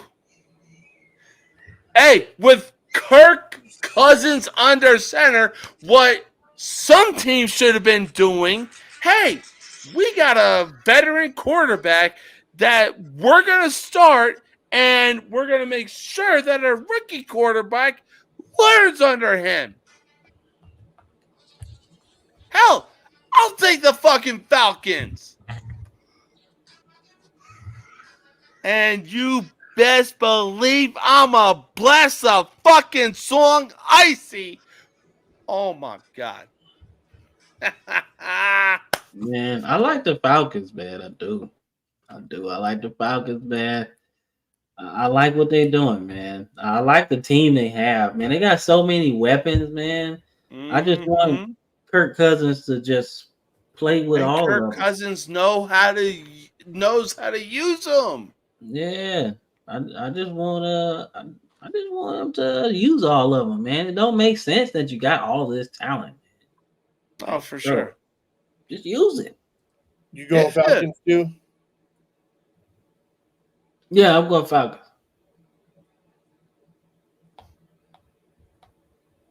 I'm the odd man out. Okay. So you're going with the Saints? Yeah. All right. Hey, that's going to be an awesome game to watch. Next game up, we got the LA Rams going into Chicago to take on the Bears. I'm taking the Rams. Because fuck Williams. Yeah, I'm picking the Rams too, man. I just think Caleb Williams just look lost, man. Like, he be looking confused sometimes, man. Dude thinks he's still playing in the Pac fucking 12 when he's not. Nah, bro. He playing the whole different ball game, man. Hey, look. So I got the Rams winning this one. Can y'all hear me? Yeah. Hear me? Yeah. I'm doing stuff in the background, trying to get stuff up and all that. Give me the Bears, man. Caleb Williams' time has come. The Bears are going to win this game. Interesting. Look, I'm gonna have to agree with you on that one. Defense plays a big role in this. Stafford doesn't have the weapons. The Bears defense been playing a role since the season started, though. It's gonna be close. It's gonna be close, but the Bears win this game. I think so too. Don't see him. No. All right, man. It should be interesting. It should be interesting. All right, though. Next game up, we got the undefeated Minnesota Vikings led by Sam Darnold going into Green Bay, Wisconsin to take on the Packers, baby. Give me the Darnold train. Kirk Cousins learns himself. I'm riding it. I mean, Kirk Cousins. The curse of Kirk Cousins is going to come back. I really want to pick Minnesota to win this game because Jordan Love is a fraud. He is a fraud, and he defrauded the Green Bay organization, and he is not good. But with that being said, it's in Lambeau. Gosh, man, top to bottom, everything. Give me Green Bay, but by a field goal or less. I mean, I'm still going to take Minnesota just because of how well Sam Darnold has been playing. Next game up, we got the undefeated Pittsburgh Steelers led by Justin Fields because it's clear that Justin Fields wasn't the problem. Big Mac, what you got to say? Okay, so Vikings was my last pick. Okay. Right? Yeah. So the Steelers are going to win this game. I agree. I'll agree with that as well. They have the defense. They have a quarterback that can actually make some fucking plays. They have a kicker, and they have a decent little quarterback situation. That's it. He's got a kicker. I like that. Kickers are people too. Man. All right. So we got, after a unexpected 26-7 win over Tampa, the Denver Broncos go into East Rutherford, New Jersey. Everybody taking the Steelers? Take on the New York Jets. You I'm said what? The Steelers. Is everybody taking the Steelers? Yes. Okay. So next game up, we got the Broncos at the Jets in New Jersey. Look, I feel the eyes upon me here. Like I get it. I still think the Broncos win 8 games this year. I'm going to stand on business with that. I think the Broncos are going to do good enough to win 8. But one of those 8 is not going to happen Sunday. So give me the Jets. Wow. Talk about Pat McAfee. I was like, wow, you're really not going to take the Broncos, are you? No, give me the Jets. Okay. With the whole chest, say it. Oh, absolutely. Yeah. Now, who you taking, Cameron?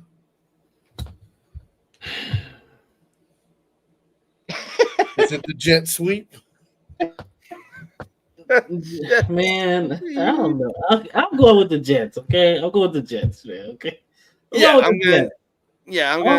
Only because Aaron Rodgers is there. That makes a big difference. It does. I mean, hey, he lasted more than 4 plays. Yeah. He's got about 40 this year now. Oh yeah, no, but I'm gonna take the Jets as well. Next up, we got a rematch of the divisional playoffs, I believe. We got the Philadelphia Eagles going into Tampa, Florida to take on the Buccaneers. Yeah, you know, I took some shit for picking the Eagles last week. But you know, they came through just as expected. And I'm picking them to come through just as expected this week as well. Give me the Eagles over the Bucs. Eagles, baby. Saquon. Leading rusher in the NFL. Saquon. Yeah. That shit got to eat you up, James. But Offensive player of the year. Oh, it really does. I mean, oh God, like I was actually rooting for Tampa when they played Denver, but what the fuck happened against Denver, you know? Oh my God. But yeah, I'm gonna get on that Philly. Toot toot. I'm gonna get on that Philly train as well. All right. Yeah, it's a sweep with the Eagles. I'm with the Eagles too. Again, I know their offense is going to be missing a couple pieces, but again, with Saquon and you have Dodson, and you got the tight ends. I mean, you still have weapons there. They still have a decent run offense. I think they're going to win this game. I mean, I think Baker might try to make a comeback. Like, it's going to come down to the fourth quarter, but ultimately, I think the Eagles' defense is what's going to keep, helping with the win. No, absolutely. All right, so next game up, assuming that Andy Dalton is the starter, Cincinnati goes into Carolina to take on the Panthers, and man, Andy Dalton have the opportunity to do the funniest thing fucking ever. Why? Because the Cincinnati Bengals are 0-3 right now. Give me Carolina. I'm taking Carolina. I'm going with Andy Dalton. I mean, he literally proved last week. And I'm sorry, like I know, you can say that the Raiders defense sucks, but I mean, dude, the Ravens went up against it, and they gave us fits. They gave us fits. Yep. So it's not like it's a trash defense. Andy Dalton, that offense, the weapons, the defense, like they came together as a team. He led those men. Yeah. And I feel like, again, the Bengals defense is, no offense, it's trash. Their defense is trash. I said this at the beginning of the year when everybody was like, they're going to be the best in your division. And I was like, no fucking way. They have no defense. Like I said, Hawkinson is the only person you can name on that defense. And guess what? I don't think he's going to be enough to make a big enough change. No. Oh, absolutely. No, look, as much as I hate saying it, because I have Joe Burrow on as a starting quarterback for my fantasy league, look, I really think with Andy Dalton under center, Carolina Panthers get this win. Yeah, I got Carolina too, man. Something happened with them last week, man. And oh yeah. I feel it was because they had a veteran quarterback under center versus a fucking dude that got drafted because of the college football name. Yeah. Well, I mean, I think they would have did the same thing for Stroud too, though. I think they would have picked him too if they had listened to Frank Reich. Obviously, he played. Yeah, but this is the Carolina ownership that we're talking about.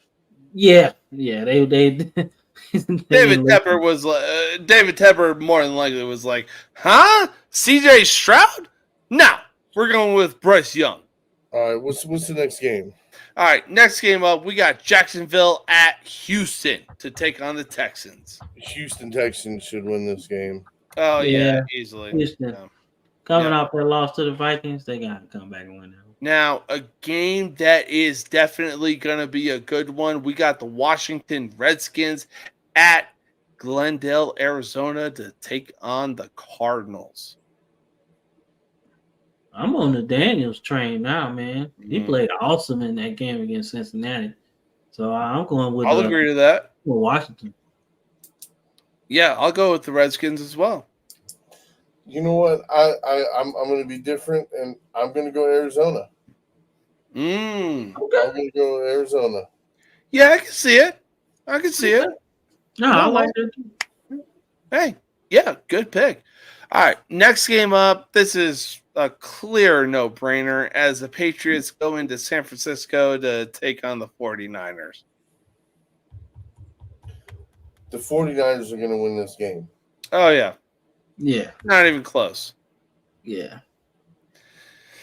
All right, next game up, we got Cleveland going into Vegas, and the Raiders have two players missing out of their lineup. They are going to be without Devontae Adams and Max Crosby. Are they hurt or? I believe they are hurt. Yeah. So then I'm going against the Raiders.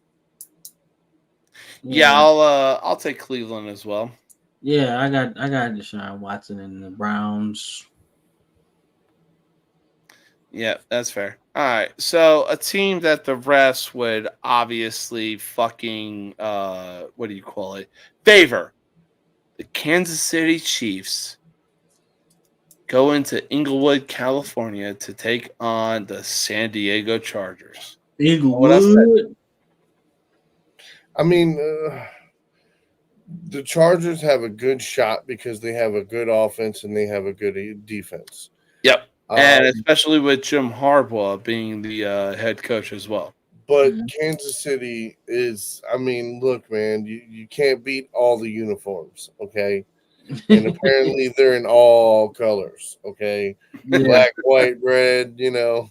Yeah, no, for sure. So, yeah, I'm taking Kansas City. All right, fair enough. So for Sunday night football. Who are you taking? You taking Kansas City? As much as they saying it, yeah, I'm going to take Kansas City as well. I I'm do gonna be want to different. take the San Diego Chargers, but look, as long as you got Patrick Mahomes under center, what are you going to do? I'm gonna be different, man. I want the Chargers in this one. I think somebody gonna crack the ref code, man. Somebody got to. Hey, no, fair enough. Fair enough. All right. So for Sunday night football, we got the Buffalo Bills in what could be a AFC Championship matchup. The Buffalo Bills go into Baltimore to take on the motherfucking Ravens. So I'll take the Ravens here. After that big win that we needed in Dallas. Right now, now we're coming home. Yep, that was a Carry good that one. momentum. And That was a good one. Again, it's going to be a close game. But I feel like it's going to be like 25 to I was going to say like 27, 24 or 41. It's going to be a 3 or 4 point game. Yeah, 3 at best. But I'm taking the Ravens. Same thing. You know, I got the Ravens, man. I picked them to win, even when people think they're gonna lose. I picked the Ravens out. Oh no, for sure. And look, Josh Allen, as much as I love you and as much as I think you deserve the MVP this year, and the fact that you are actually doing things without Stephon Diggs, gotta give it to Baltimore. Why? Because they got the king in the backfield, a.k.a. King Henry. Yes, sir. So I'll take Baltimore over Buffalo. This is easily going to be an awesome game to watch this coming Sunday. Now for Monday, we got the Tennessee Titans in Miami to take on the Dolphins. You know what? Until the Dolphins can show me something, yeah, I'm gonna take the Titans. I'll take the Titans as well. And hey, God forbid, Will Levis does something to become meme of the fucking week, though. Again. 3 straight weeks. 3. Yeah, dude. He's funny, man. That dude is hilarious, man. He is. But what blows me away is the fact that the Dolphins under Skylar Thompson, the same Skylar Thompson that nearly eliminated the Buffalo Bills with the same weapons, is playing the same way that he is right now. Well, I mean, I'm not just going to put it on him like, oh, it's all his fault. I mean, he hasn't been getting first team reps for, you know what I mean, all camp. He didn't get it in the preseason. He did. So it's again, you have to gel with these guys. Right. Okay? So getting that down is going to take a few weeks. Okay. He's not a veteran. He's not somebody that started, you know what I mean, anywhere from 15 to 20, 30 games. He doesn't have that experience. So again, everything is a learning curve. Yeah. So, to me, that's why I said he's got to come in. He's got to learn it. No, that's fair. All right. So final game of Monday night, we got the Seattle Seahawks with Geno Smith under center going into Detroit to take on the Lions. Give me Seattle. Good game. Ooh, you going with Seattle? I'm going with the D. Detroit, man. Detroit hot right now. The Tigers winning. The Lions is back. Yeah, I got Detroit, man. Man, I was gonna say, man, I'm gonna have to go with Mac. And as much as I hate saying it, I'm gonna go ahead and go with the Seahawks. They have a great team put together, and the offensive coordinator that really wasted Geno Smith is on the Chicago Bears, and look what he's doing with Caleb Williams. Nothing. Exactly.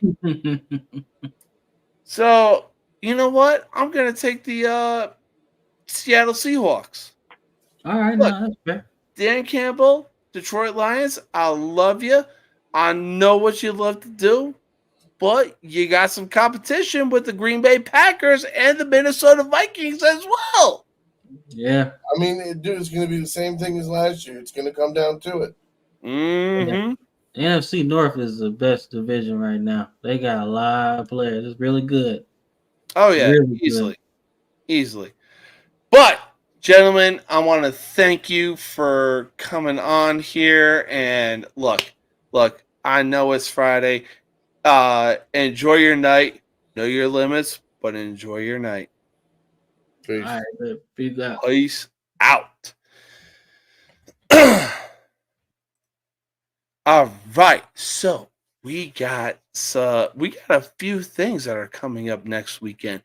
We got not only WWE Bad Blood, but we also got UFC. Oh, my bad. I'm sorry. I was gonna say, what's going on, man? Oh, man. Hey, technical difficulties. It is what it is. Hey, technology is rising up. It wouldn't be a surprise if Terminator 2 becomes a reality. God damn it. The fucking machines are plotting against us, and it's not even close. But, like I said, next weekend, we got WWE Bad Blood. We got a whole bunch of good matchups that are going to be taking place in that WWE pay-per-view. On top of that, we got UFC 307. Alex Pereira defends, I believe, his light heavyweight championship. Man, next weekend is going to be big. You're not going to want to miss it. And I'll tell you one thing.